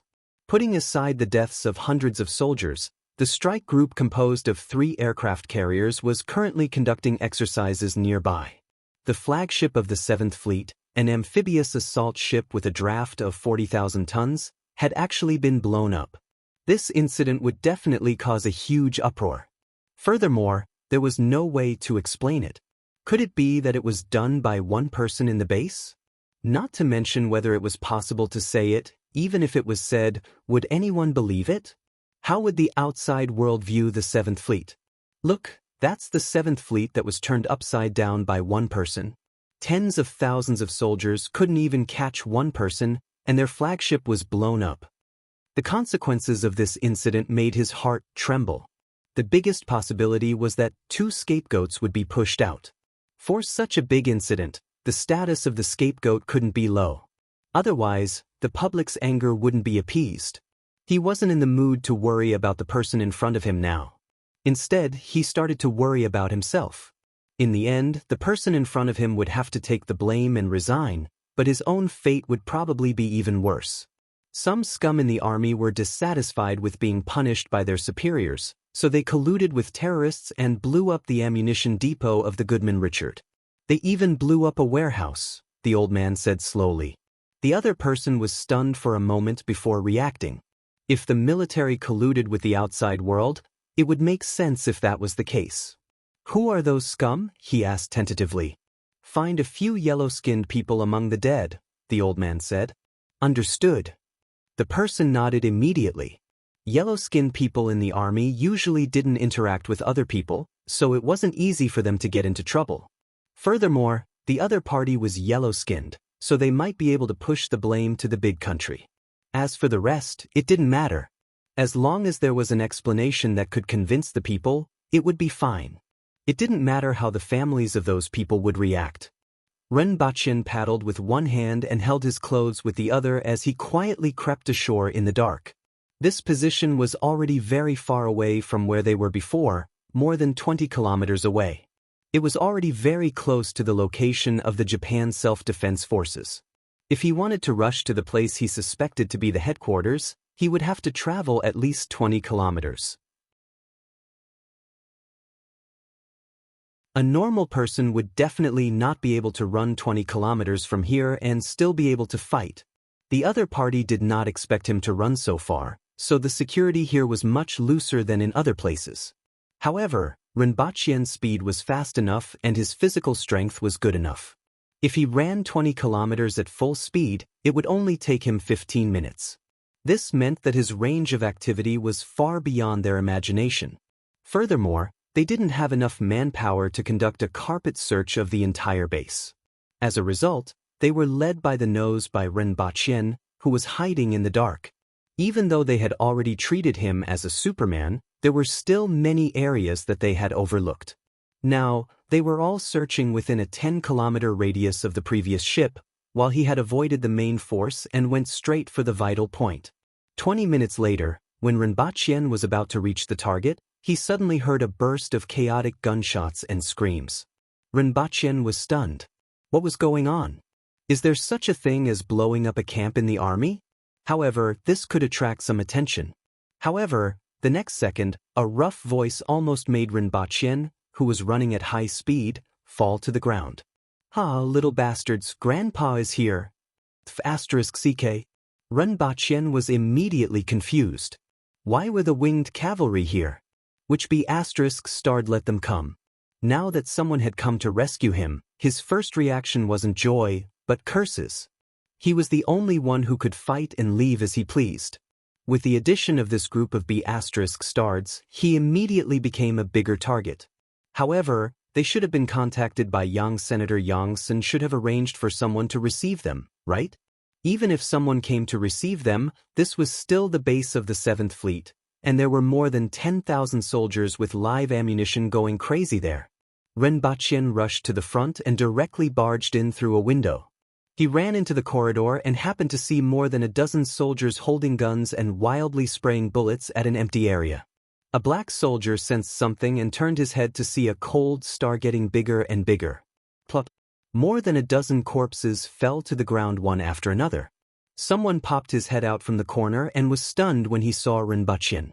Then, he revealed an ecstatic expression and leaned out from behind the corner. "Mr. Rin? You are..."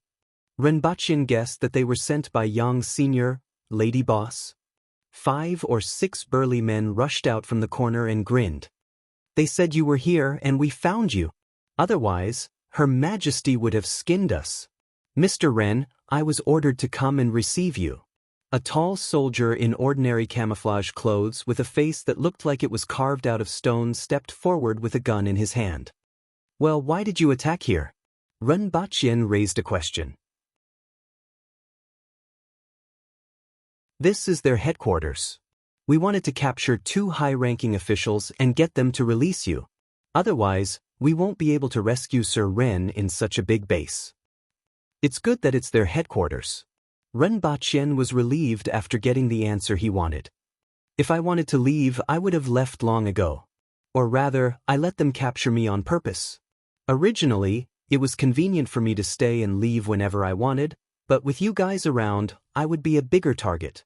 How did you arrange for the rescue? The rescue is outside. We have to rush out, the soldier immediately said. You guys leave first. You can also attract some of their attention. I will go up and take a look, Rinpoche said. We can't leave until Mr. Rin leaves. The order we received was to take Mr. Rin away, the soldier said solemnly. Rinpoche's face darkened. You guys aren't of any help to me now. Instead, you are a burden. He could tell that these soldiers were at the man-will level and should be the top fighting force in the country. Their reaction speed and speed were far beyond that of ordinary people. In addition, they used firearms as weapons and might be able to fight against dozens of people at the same time. The problem was that there were tens of thousands of people outside. Furthermore, they had heavy firearms. Rinpoche's face darkened, but he was still somewhat imposing, making the soldier feel as if he was looking at a superior. However, the soldier still insisted, we will leave with Mr. Ren. If we can't leave, we will stay behind to attract the enemy's firepower. Mr. Ren will take advantage of the chaos to leave. Rinpoche was so angry that he almost laughed. However, the soldier's last sentence made him feel a little emotional. This was probably what a soldier was like. Looking at those cheeky idiots at the side, he wondered why there was such a big difference in their behavior. Do you guys have a way to leave under the siege of more than 10,000 soldiers? Rinpoche asked. However, since Mr. Ren has been able to cause trouble at this base for so long without being caught, you should be able to leave by yourself. Also, these few people are very powerful and should be able to leave as well. As for us, you don't have to worry about us, the soldier said word by word. Rinpoche seemed to see some kind of radiance on his stone-like face. The determination of a soldier who was willing to sacrifice for his orders softened Rinpoche's heart. What's your name? Rinpoche asked. Base 637, Captain Shi Guanglong. The soldier saluted. What about you guys? Zhang Jihua, Shui Ping, Wang Gang, Qin Zhe. Rinpoche felt that something was mixed in. There are a total of 11 of us. Including them, there are a total of 23 people. There are also some people guarding outside, Mr. Rin. Rinpoche looked up. So close, yet so far. He was already so close. As long as he had 10 more minutes, he would be able to capture the commander of this base and create a big piece of news. However, 10 more minutes would be enough for the enemy's reinforcements to surround this place tightly. Let's go and rush out, Rinpoche said as he looked at everyone.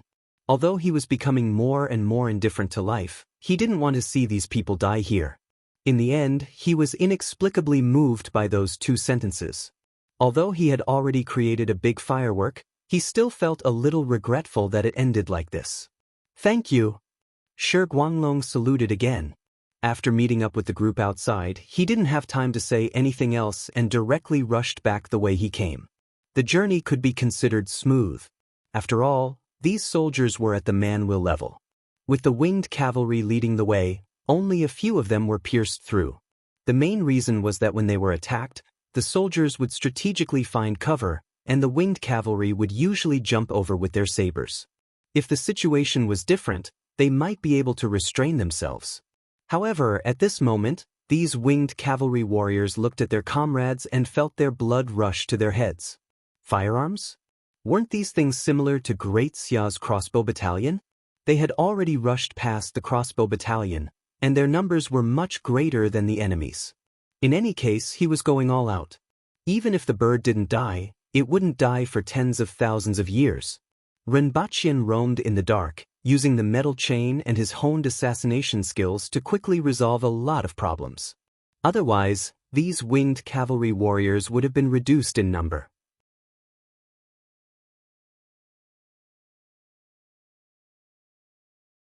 Chapter 726. After leaving Zhuoshibao's base, the evacuation route wasn't easy. The U.S. military reacted crazily, and helicopters circled the northern part of Nagasaki all night long. They didn't know what benefits they had promised, but the self-defense forces and police also set up checkpoints. Relying on Rinpoche's extraordinary perception, they arrived at a previously prepared hiding spot. Wait here first. It's still safe here, and they can't keep searching so wantonly. After these 2 days, I'll find an opportunity to send you guys away. I'll send some food over later. You guys can rest first, the person who brought them here said. Renbachien and the others didn't ask for the other party's identity.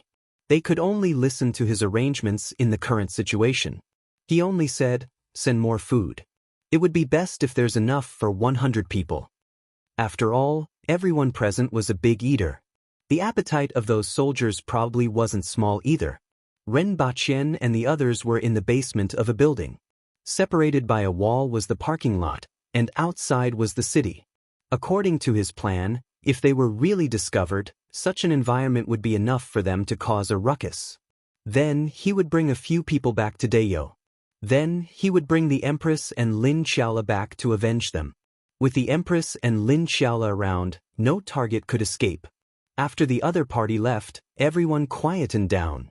This was a space of about 100 square meters, which could fit more than 20 people. Even though the ventilation system was good, it became stuffy with so many people crammed in. Take a seat and wait. Renbachien looked for a corner. After a day, he was very tired. Previously at the base, it was as if he was on steroids. Now that he was in a different environment, he was overwhelmed with fatigue. There was also hunger. The last time he ate was when he found some compressed rations and canned food on that ship. Although it hadn't been much time since then, he was already very hungry, and his stomach was tossing and turning. Whether it was traveling at high speed or fighting, he consumed too much energy. Renbachien sat there to rest, and the others also sat down. The winged cavalry warriors took out first aid kits and bandaged the wounds of a few unlucky fellows. Their chests and stomachs had been shot a few times, but the bullets had already been squeezed out with the movement of their muscles. The bleeding had already stopped, and there wasn't much point in bandaging them. As for the soldiers, they glanced over from time to time to size him up. He looked to be in his 20s and was very strong. There was a strong smell of blood on his body. He was not very handsome, but he was in line with the aesthetic standards of the military. When he closed his eyes and kept a straight face, he looked very dignified. It was this person who persisted for an entire afternoon and night under the pursuit of tens of thousands of people. Not only did he kill a lot of people from the other side, but he also blew up one of the other side's warships. He could be said to be a peerless, ferocious man. People in the army admired those with strength. These people usually felt good about themselves. Even 100 ordinary people would not be a match for them. If it wasn't for the fact that the country didn't allow it, they could have broken most of the records if they participated in the Olympics. However, the things that the other party had done were still things that he couldn't do. He didn't even dare to imagine. Other than a peerless, ferocious person, he couldn't think of any other name that would be more appropriate.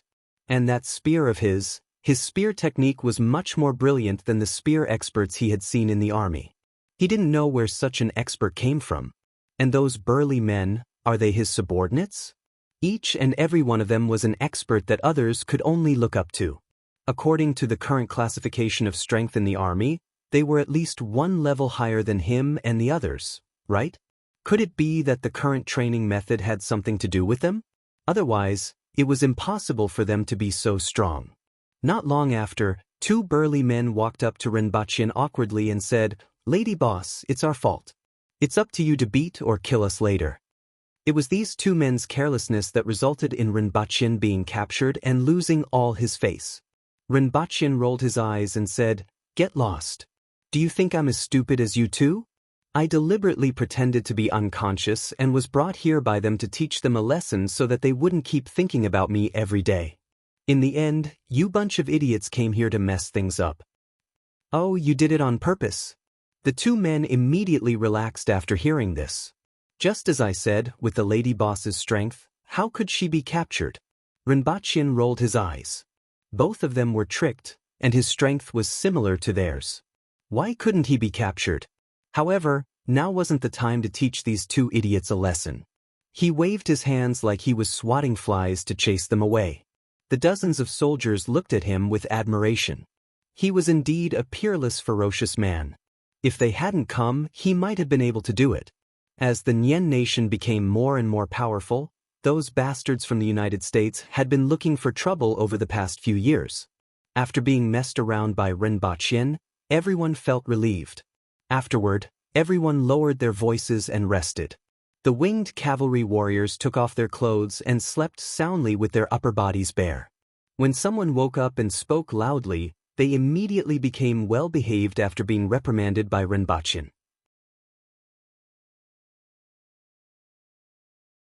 Previously, Ren Baqin's strength was low, and they were relatively bold.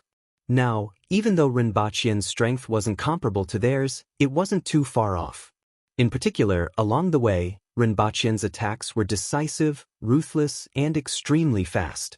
He was the type of opponent that they hated the most. As a result, they were much more well-behaved when facing Ren Baqin. It wasn't until daybreak that the sound of cars stopping outside could be heard before the man brought in water and food. It wasn't for 100 people but only for 50 people, and it was enough to fill a few boxes. Mr. Ren. Shi Guanglong asked someone to bring in food for 5 people. They also practiced martial arts and naturally understood that the stronger one was, the more food they would eat. Ren Baqin and the winged cavalry warriors ate the most. They only kept one portion for each person and distributed the rest to Ren Baqin and the rest. After waiting for 3 days in a row, the other party finally informed them that they could be sent off. A few hours later, Ren Baqin finally set foot on China's soil. "You are finally back. I can finally rest assured," Yang Sun said as soon as he saw Ren Baqin. He had been very anxious for the past few days. If anything happened to Ren Baqin, the nation wouldn't be able to bear the loss. However, seeing that nothing happened to Ren Baqin and thinking about the news that he had received, he was shocked. Was this a true expert?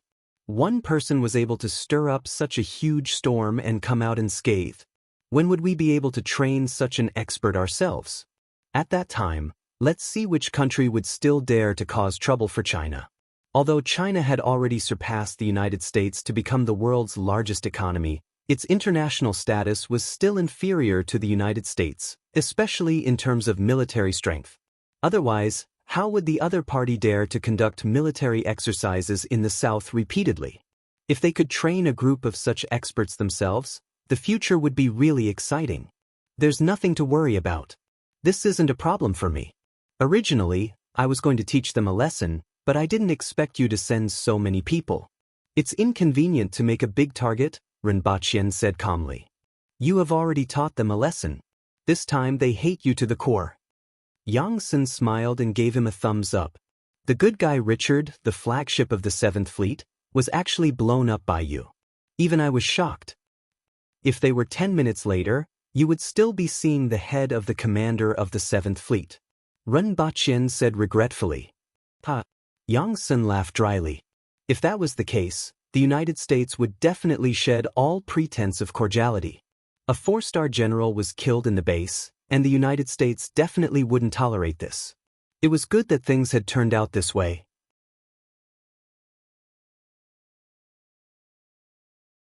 Not only did he teach them a lesson, but he could also force them to swallow their anger.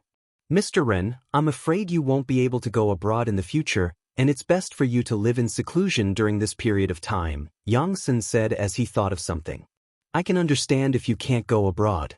Why do you live in seclusion? Can they still affect the country? Ren Baqin asked. The United States has issued an arrest warrant. They claim that some soldiers in the army were reprimanded by their superiors and held a grudge for other reasons. As a result, they were bribed by Mr. Ren.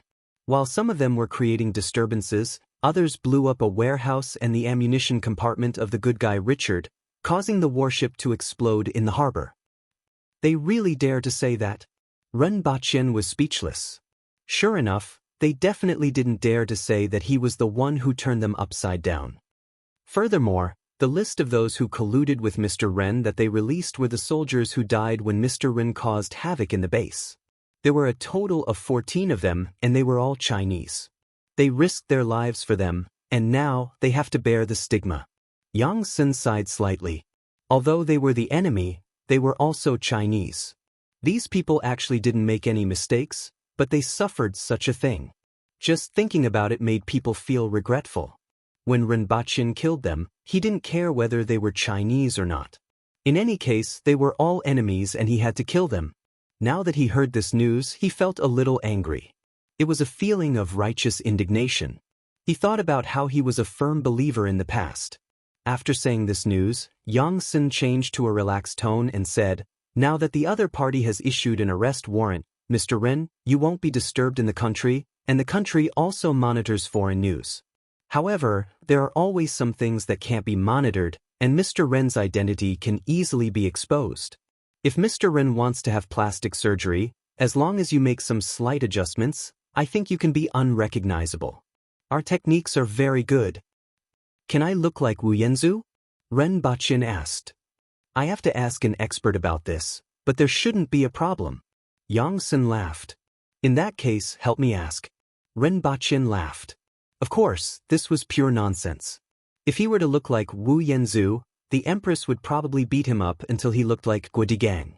The Empress wouldn't be able to accept him suddenly changing his appearance.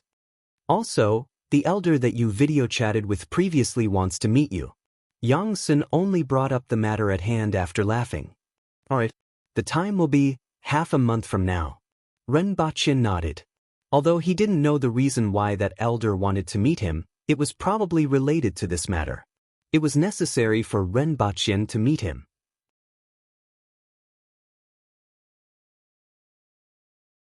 At this time, Rinpoche still didn't know that the impact of this matter was actually greater than what Yang Sen had said.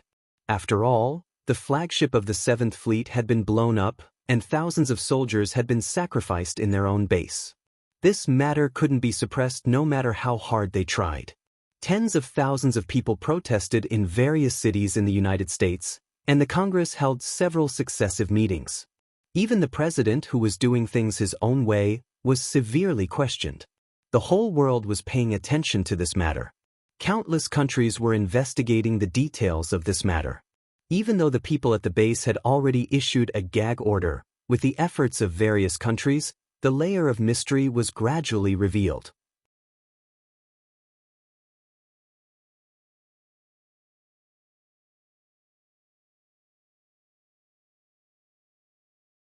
Chapter 727. In a certain empire where the sun never sets. Did he do it alone? Are you sure about this report? A man looked at the report about the 7th Fleet's riot and asked. Yes, from the information we received, it's true. Although I'm also very skeptical, there's only one truth after eliminating all the impossibilities. The middle-aged man in front of him said seriously as he pushed his glasses up the bridge of his nose. Put this report here first and continue to investigate. I want to know the specific situation of this person. A certain fighting nation. Although I'm very happy that our archenemy is in a terrible fix, I want to know more about this matter than this report that seems more like an alien invasion of Earth. The maverick president of the United States could be said to be in a terrible fix for the past 2 days. The Congress needed him to give an explanation, and the people behind him were also urging him to do so. The temptation of this biochemical technology was too great. However, after this failure, China would definitely be more vigilant than before. It would be very difficult to take action again. When Rinpoche bade farewell to Yang Sen, he specially looked for Shi Guanglong and the others. If you have nowhere to go after retiring, you can look for me. I have martial arts that will allow you to advance further, Rinpoche said to them. If there is such a day. Shi Guanglong and the others didn't seem to take it to heart. They knew very well that they would probably never leave the army in this lifetime. However, Rinpoche's last sentence confirmed Shi Guanglong and the rest's judgment. Those martial arts were indeed related to him. Yang Sen's expression changed slightly behind Rinpoche. He didn't expect Rinpoche to take a fancy to these people. He had to consider whether to send these people to Rinpoche's side. It might be a good opportunity. However, he was a little reluctant to do so. Although these people weren't the most talented, they were still the cream of the crop. They were the seeds selected from the millions of soldiers. This matter couldn't be rushed. It was better to think about it carefully. Although he was confident in the loyalty of these people, since they dared to say it publicly, he didn't know what methods they had. If they didn't return in the end, the loss wouldn't be small. After speaking to them, Rinpoche bid farewell to Yang's son, returned to the villa, and had a big meal before preparing to return to Daeyo. Just as he was about to leave in the Empress's carriage, a crimson shadow suddenly pierced into his arms like lightning. As the surrounding environment changed, the crimson shadow turned into a stream of light and rushed into the distance. During this time, a red figure suddenly tried to stop him, but he still missed. The Empress landed resentfully from the sky. That little thing was too fast. First, she looked at Rinpoche with an unfriendly expression.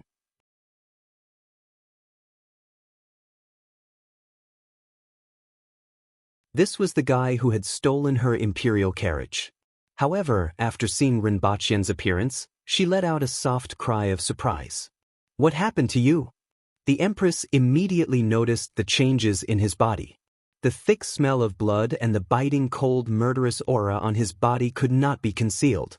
This was a smell that Rinpoche didn't have before. The Empress immediately knew that Rinpoche was in trouble.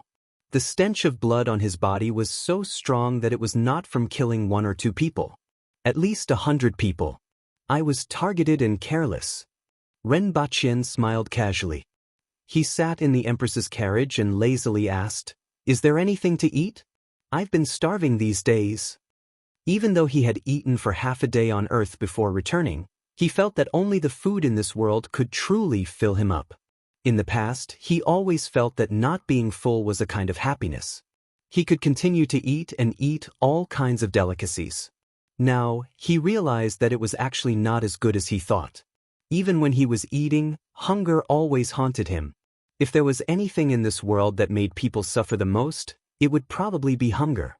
The Empress first asked someone to prepare food for Rinpoche. Following which, she asked Hong Luan to bring out some wine and asked the surrounding people to stay away. Then, she sat opposite Rinpoche, bent her legs, and said, "Tell me about it."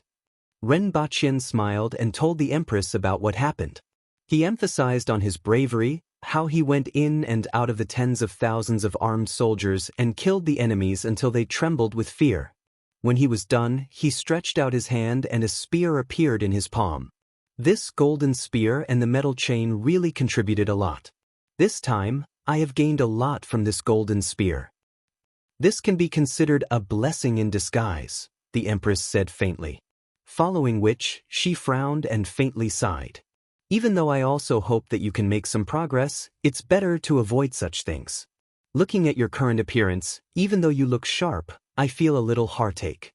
Being in the midst of the enemy, a little carelessness will lead to infinite danger. Previously, you were the one who showed me the video of the atomic bomb. This time, they didn't know your strength and didn't prepare well. Next time, you might not be so lucky. Even without the atomic bomb, as long as you are more prepared, it will be difficult for you to escape unscathed this time. Rinpoche nodded. What the Empress said was the truth. He was also clear in his heart. No matter what, he was just a single person. If the other party wanted to take him down, as long as they dragged on for 2 days, he would be in danger. "I have caused your Majesty to worry about me." The Empress looked at him with flickering eyes and continued, "Previously, I thought that your nation could protect you.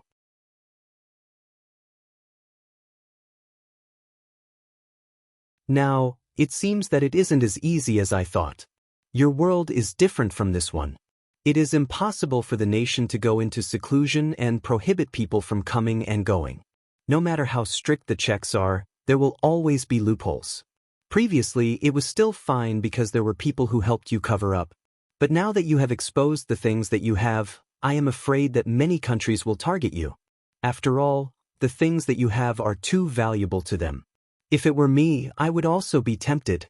No matter how strict the security of your nation is, it is only in private and cannot prevent so many people from eyeing you. Also, I am not always by your side. I am afraid that there will be more problems in the future. I was rash. I only thought that the things that I have grasped will be valued by the nation. Now that such a thing has happened, I am afraid that I will be looked down upon by others and there will be more troubles in the future. Rinpoche understood. Previously, with the nation covering up, only one country had their eyes on him. But after this incident, he was afraid that it would no longer be covered up. In the future, The ones who would be watching him wouldn't just be the United States. The Empress drank another cup of wine, slowly deliberated and said, "Your concerns are not wrong. You will indeed be looked down upon by others, but it won't be appropriate if you do nothing. Even though I don't know much about your nation, I can tell from those television dramas that internal strife happens from time to time. It is very different from Dayo. If you are looked down upon by others, there will be many people who have designs on you in the future." Upon hearing this, Rinpoche let go of his worries and laughed carefreely. "In that case, I can't hide no matter what. Therefore, what you did this time isn't necessarily wrong. At least for the time being, there is a place that can shelter you from the wind and rain. In some aspects, the interests of you and your nation are aligned. Unfortunately, your nation is willing but unable to deal with the troubles in the future. Unless you hide, no matter what they do, they can only shield you from most of the troubles. I am afraid that you still have to rely on yourself for those that are truly well prepared. I have learned a saying from television dramas. You can be a thief for 1,000 days, but you can't guard against thieves for 1,000 days. No matter how much you guard against them, it is impossible to guard against them all. This is also unavoidable. Fortunately, I still have some ability to protect myself." Rinpoche laughed. He was definitely not willing to hide it. The Empress paused for a moment, looked at Rinpoche for a long time, and then said, "There are some things that I have wanted to say for a long time. It is just that you have grown up over there and have feelings in your heart. I also don't want to make you unhappy. Please speak, Your Majesty." Rinpoche sat upright. It was rare for the Empress to say these things to him. The Empress first poured herself a cup of wine, drank it in one gulp, poured another cup, and then pushed the wine pot to Rinpoche. After both of them raised their cups and drank together, the Empress said,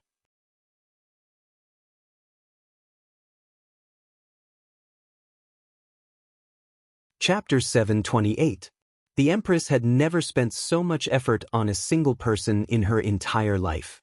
No one would believe that the Empress of Dayo, the fifth most powerful expert in the world, not many people knew that Tingyu was dead, would actually spend so much effort on a man. She even kept some words in her heart and didn't say them until now. She was just like the children in the marketplace.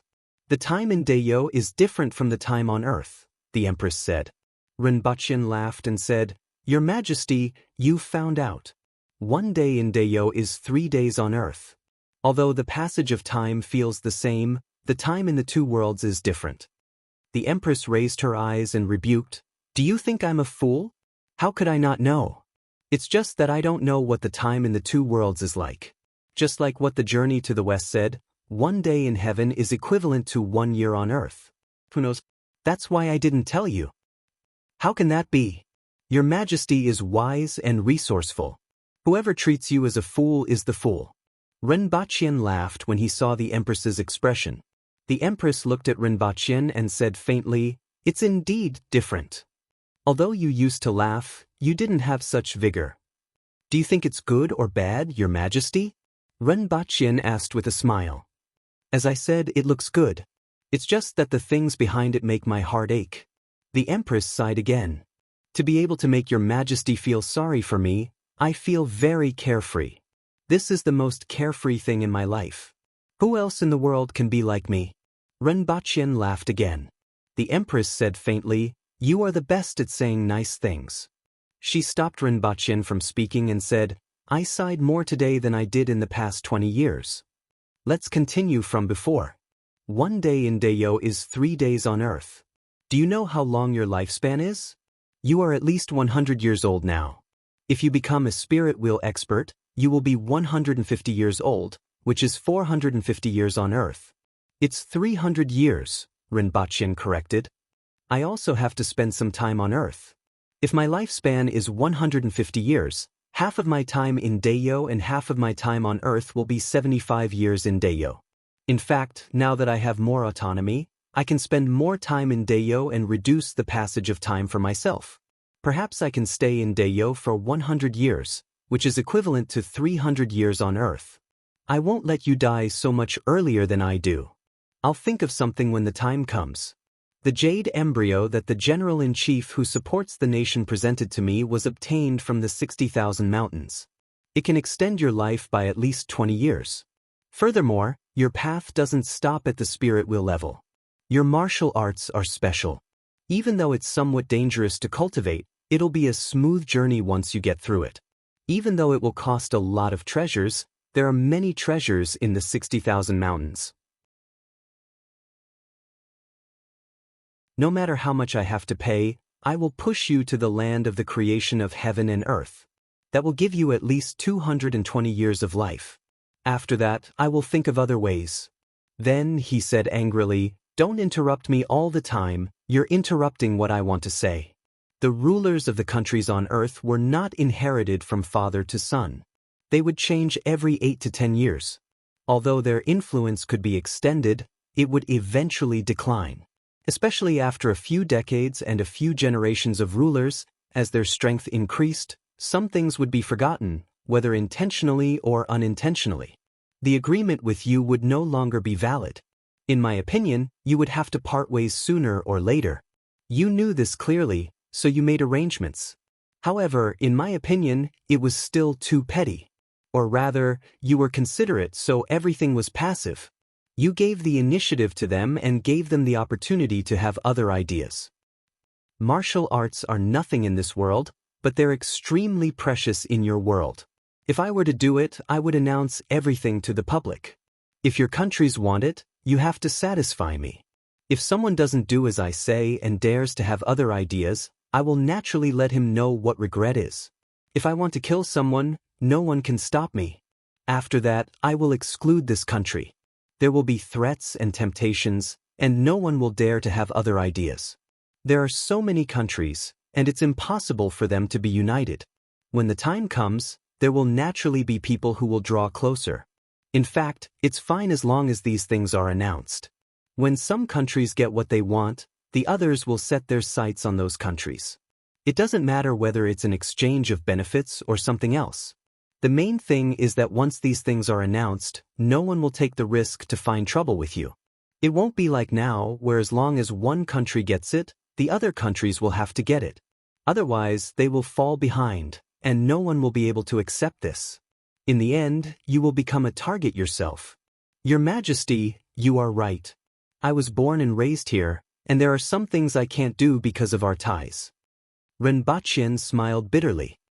That's why I said that you are considerate and put yourself in this situation.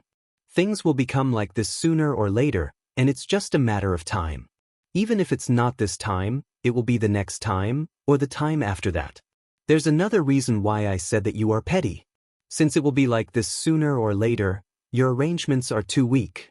What can a dozen winged cavalry warriors do? Even as a deterrent, it's far from enough. It's just a small fight. If you mention it to me, I will give you 1,000 Kismet Heaven experts and divide them into several groups to bring back.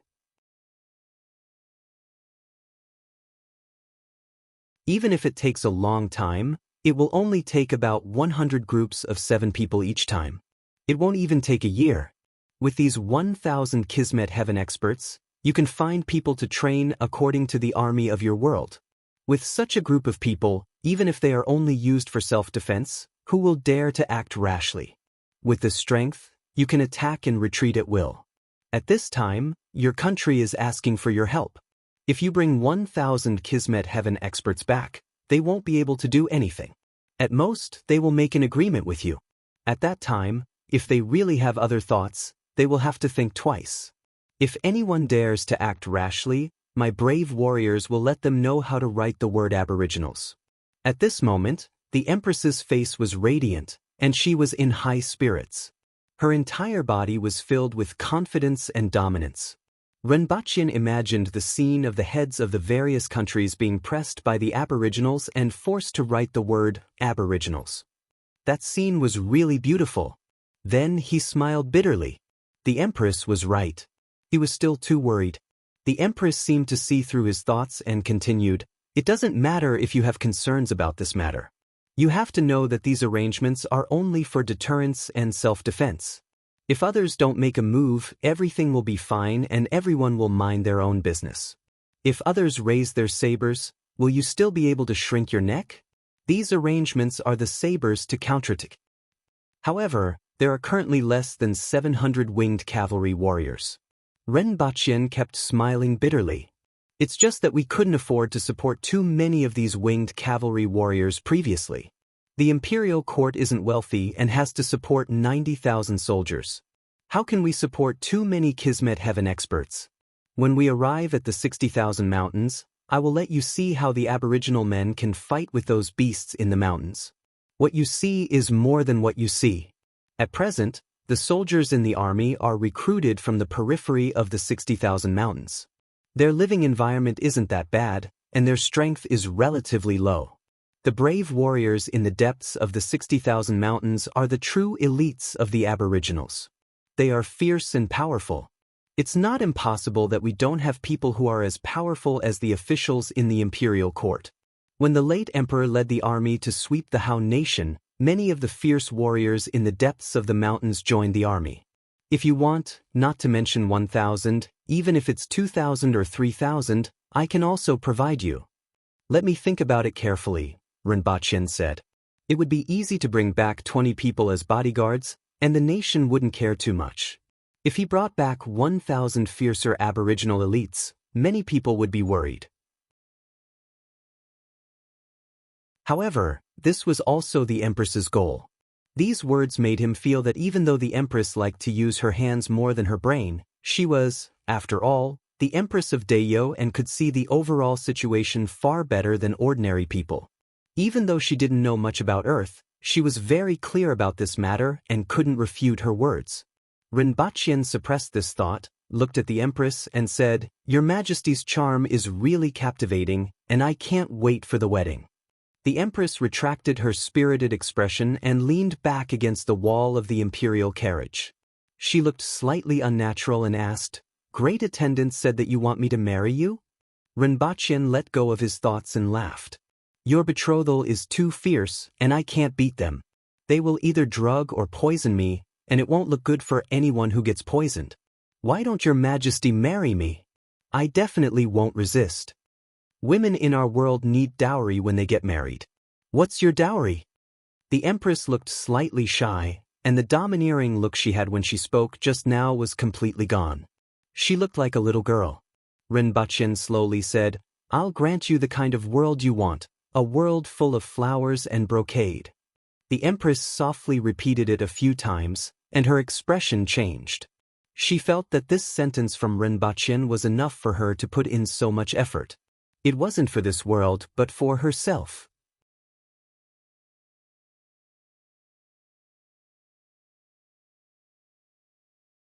Chapter 729. Rinpoche leaped from the branch and landed on another tree in less than a second. He didn't make much noise during this process. As soon as he steadied himself, he opened his arms wide and leaned backward. Then he descended head first. In midair, a long spear appeared in his hand, and he thrust it at the huge leopard with a single horn. The leopard, which had been searching for Rinpoche and seemed to have lost track of him, revealed a cunning and cruel look. It suddenly turned around and climbed up the tree trunk for 5 or 6 meters before leaping into the air and pouncing toward Rinpoche, who was free-falling in midair. The leopard's front claws hit Rinpoche's spear, and its bloody mouth, which was full of sharp teeth, bit at Rinpoche's throat. If Rinpoche couldn't dodge in time, this bite would have bitten off his head. The stench from the leopard's mouth assaulted Rinpoche's nose, and he subconsciously wanted to cover his nose. At this moment, a metal chain suddenly emerged from the top of Rinpoche's head and struck the leopard's eye. The chain was too sudden, and the leopard's eye exploded. The leopard howled miserably, twisted its body, and fell to the ground.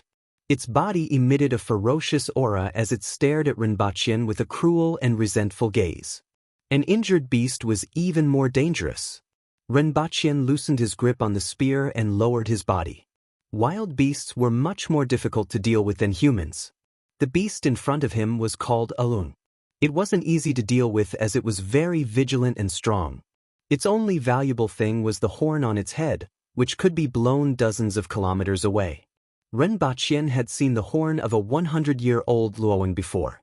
The one in front of him was only about 60 years old, but it was already very difficult to deal with. He didn't know what a 100-year-old Luoyang would be like. The giant leopard roared and slowly retreated. Ren Baqian was initially on high alert, but couldn't help but laugh when he saw what it did next. This was probably equivalent to a human saying, "Just you wait." After the Luoyang retreated into the darkness, Ren Baqian held the spear upside down behind him, stood there for a few minutes, and then turned to leave. However, before he could walk more than 10 meters away, he heard the sound of grass rubbing against wood.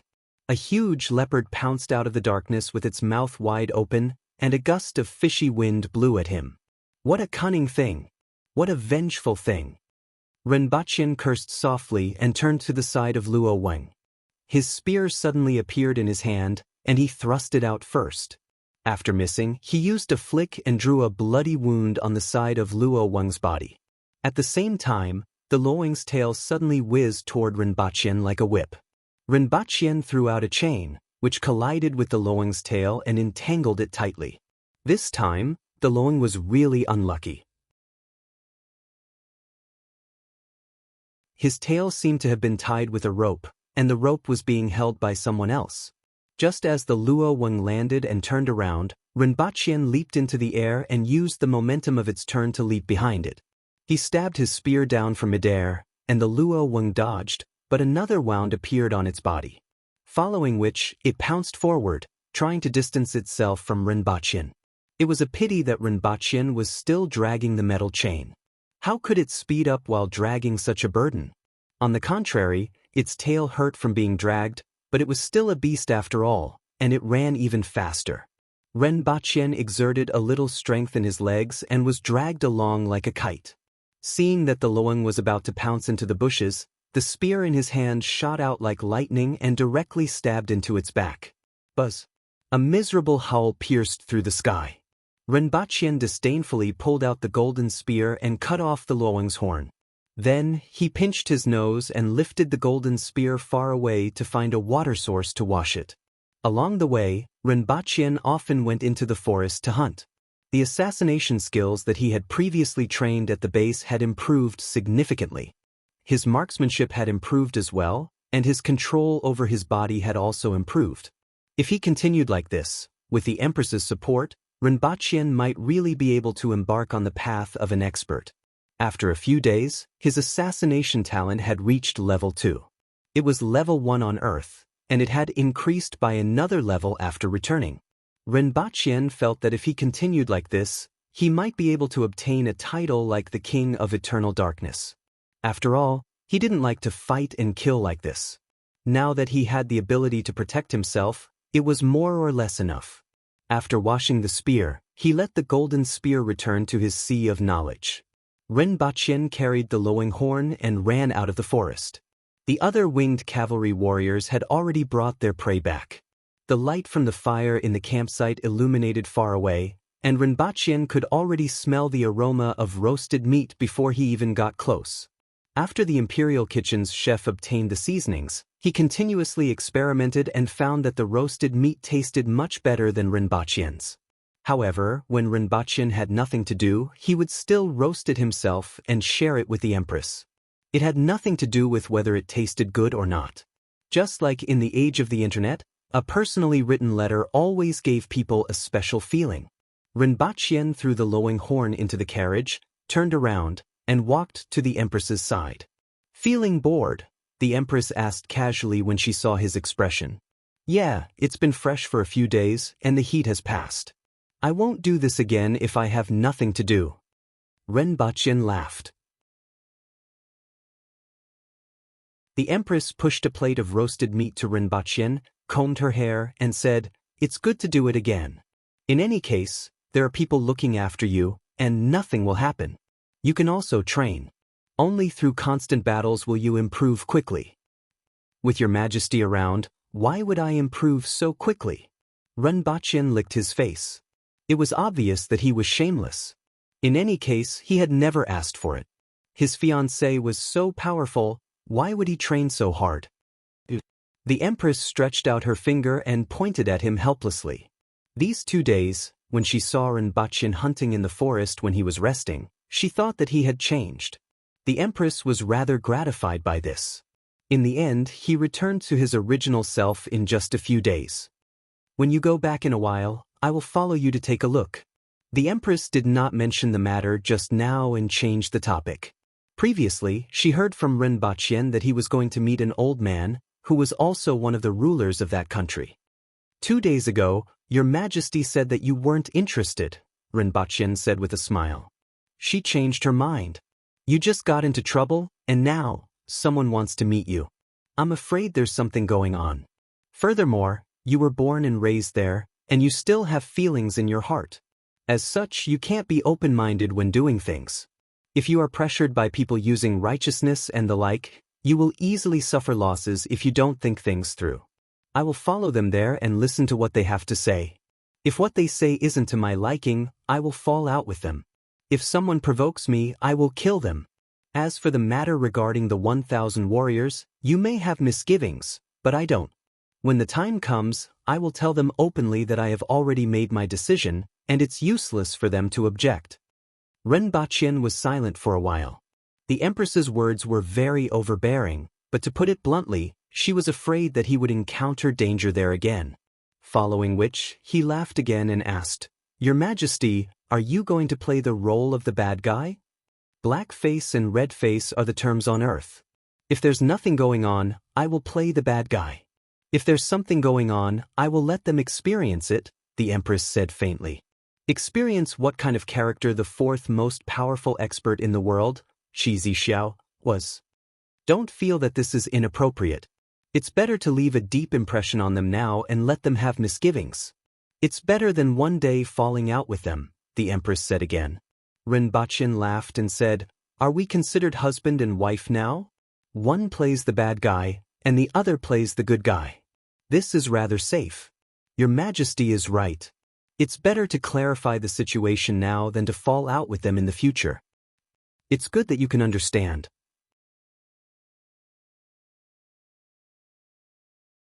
I was afraid that you would feel uncomfortable, so I didn't intervene. This time, you have encountered such danger, and I'm afraid that you will encounter it again in the future. I can't just let it go. Seeing that Renbaqian was laughing, the Empress laughed as well. Her eyes wandered, and her voice became gentler.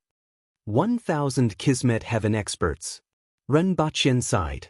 1,000 Kismet Heaven experts could even defeat a 100,000-strong army in one blow. If necessary, I can have more, the Empress said faintly. The only problem is the food. Fortunately, even though the food on your side doesn't convert much blood and qi, there's a lot of it. There's plenty of food for them to eat to their heart's content. If it weren't for their gluttony, the winged cavalry wouldn't only have 1,500 people. Reading a book from a friend, the host's head hurts, that you're tuning in to the Passion Pages YouTube channel. We're so grateful for your support, and don't forget to subscribe to join us on this incredible journey through captivating stories. Your generosity through donations truly makes a world of difference, as it's the primary source of revenue that allows me to expand and enhance this channel for you. Thank you from the bottom of my heart for being a part of this adventure.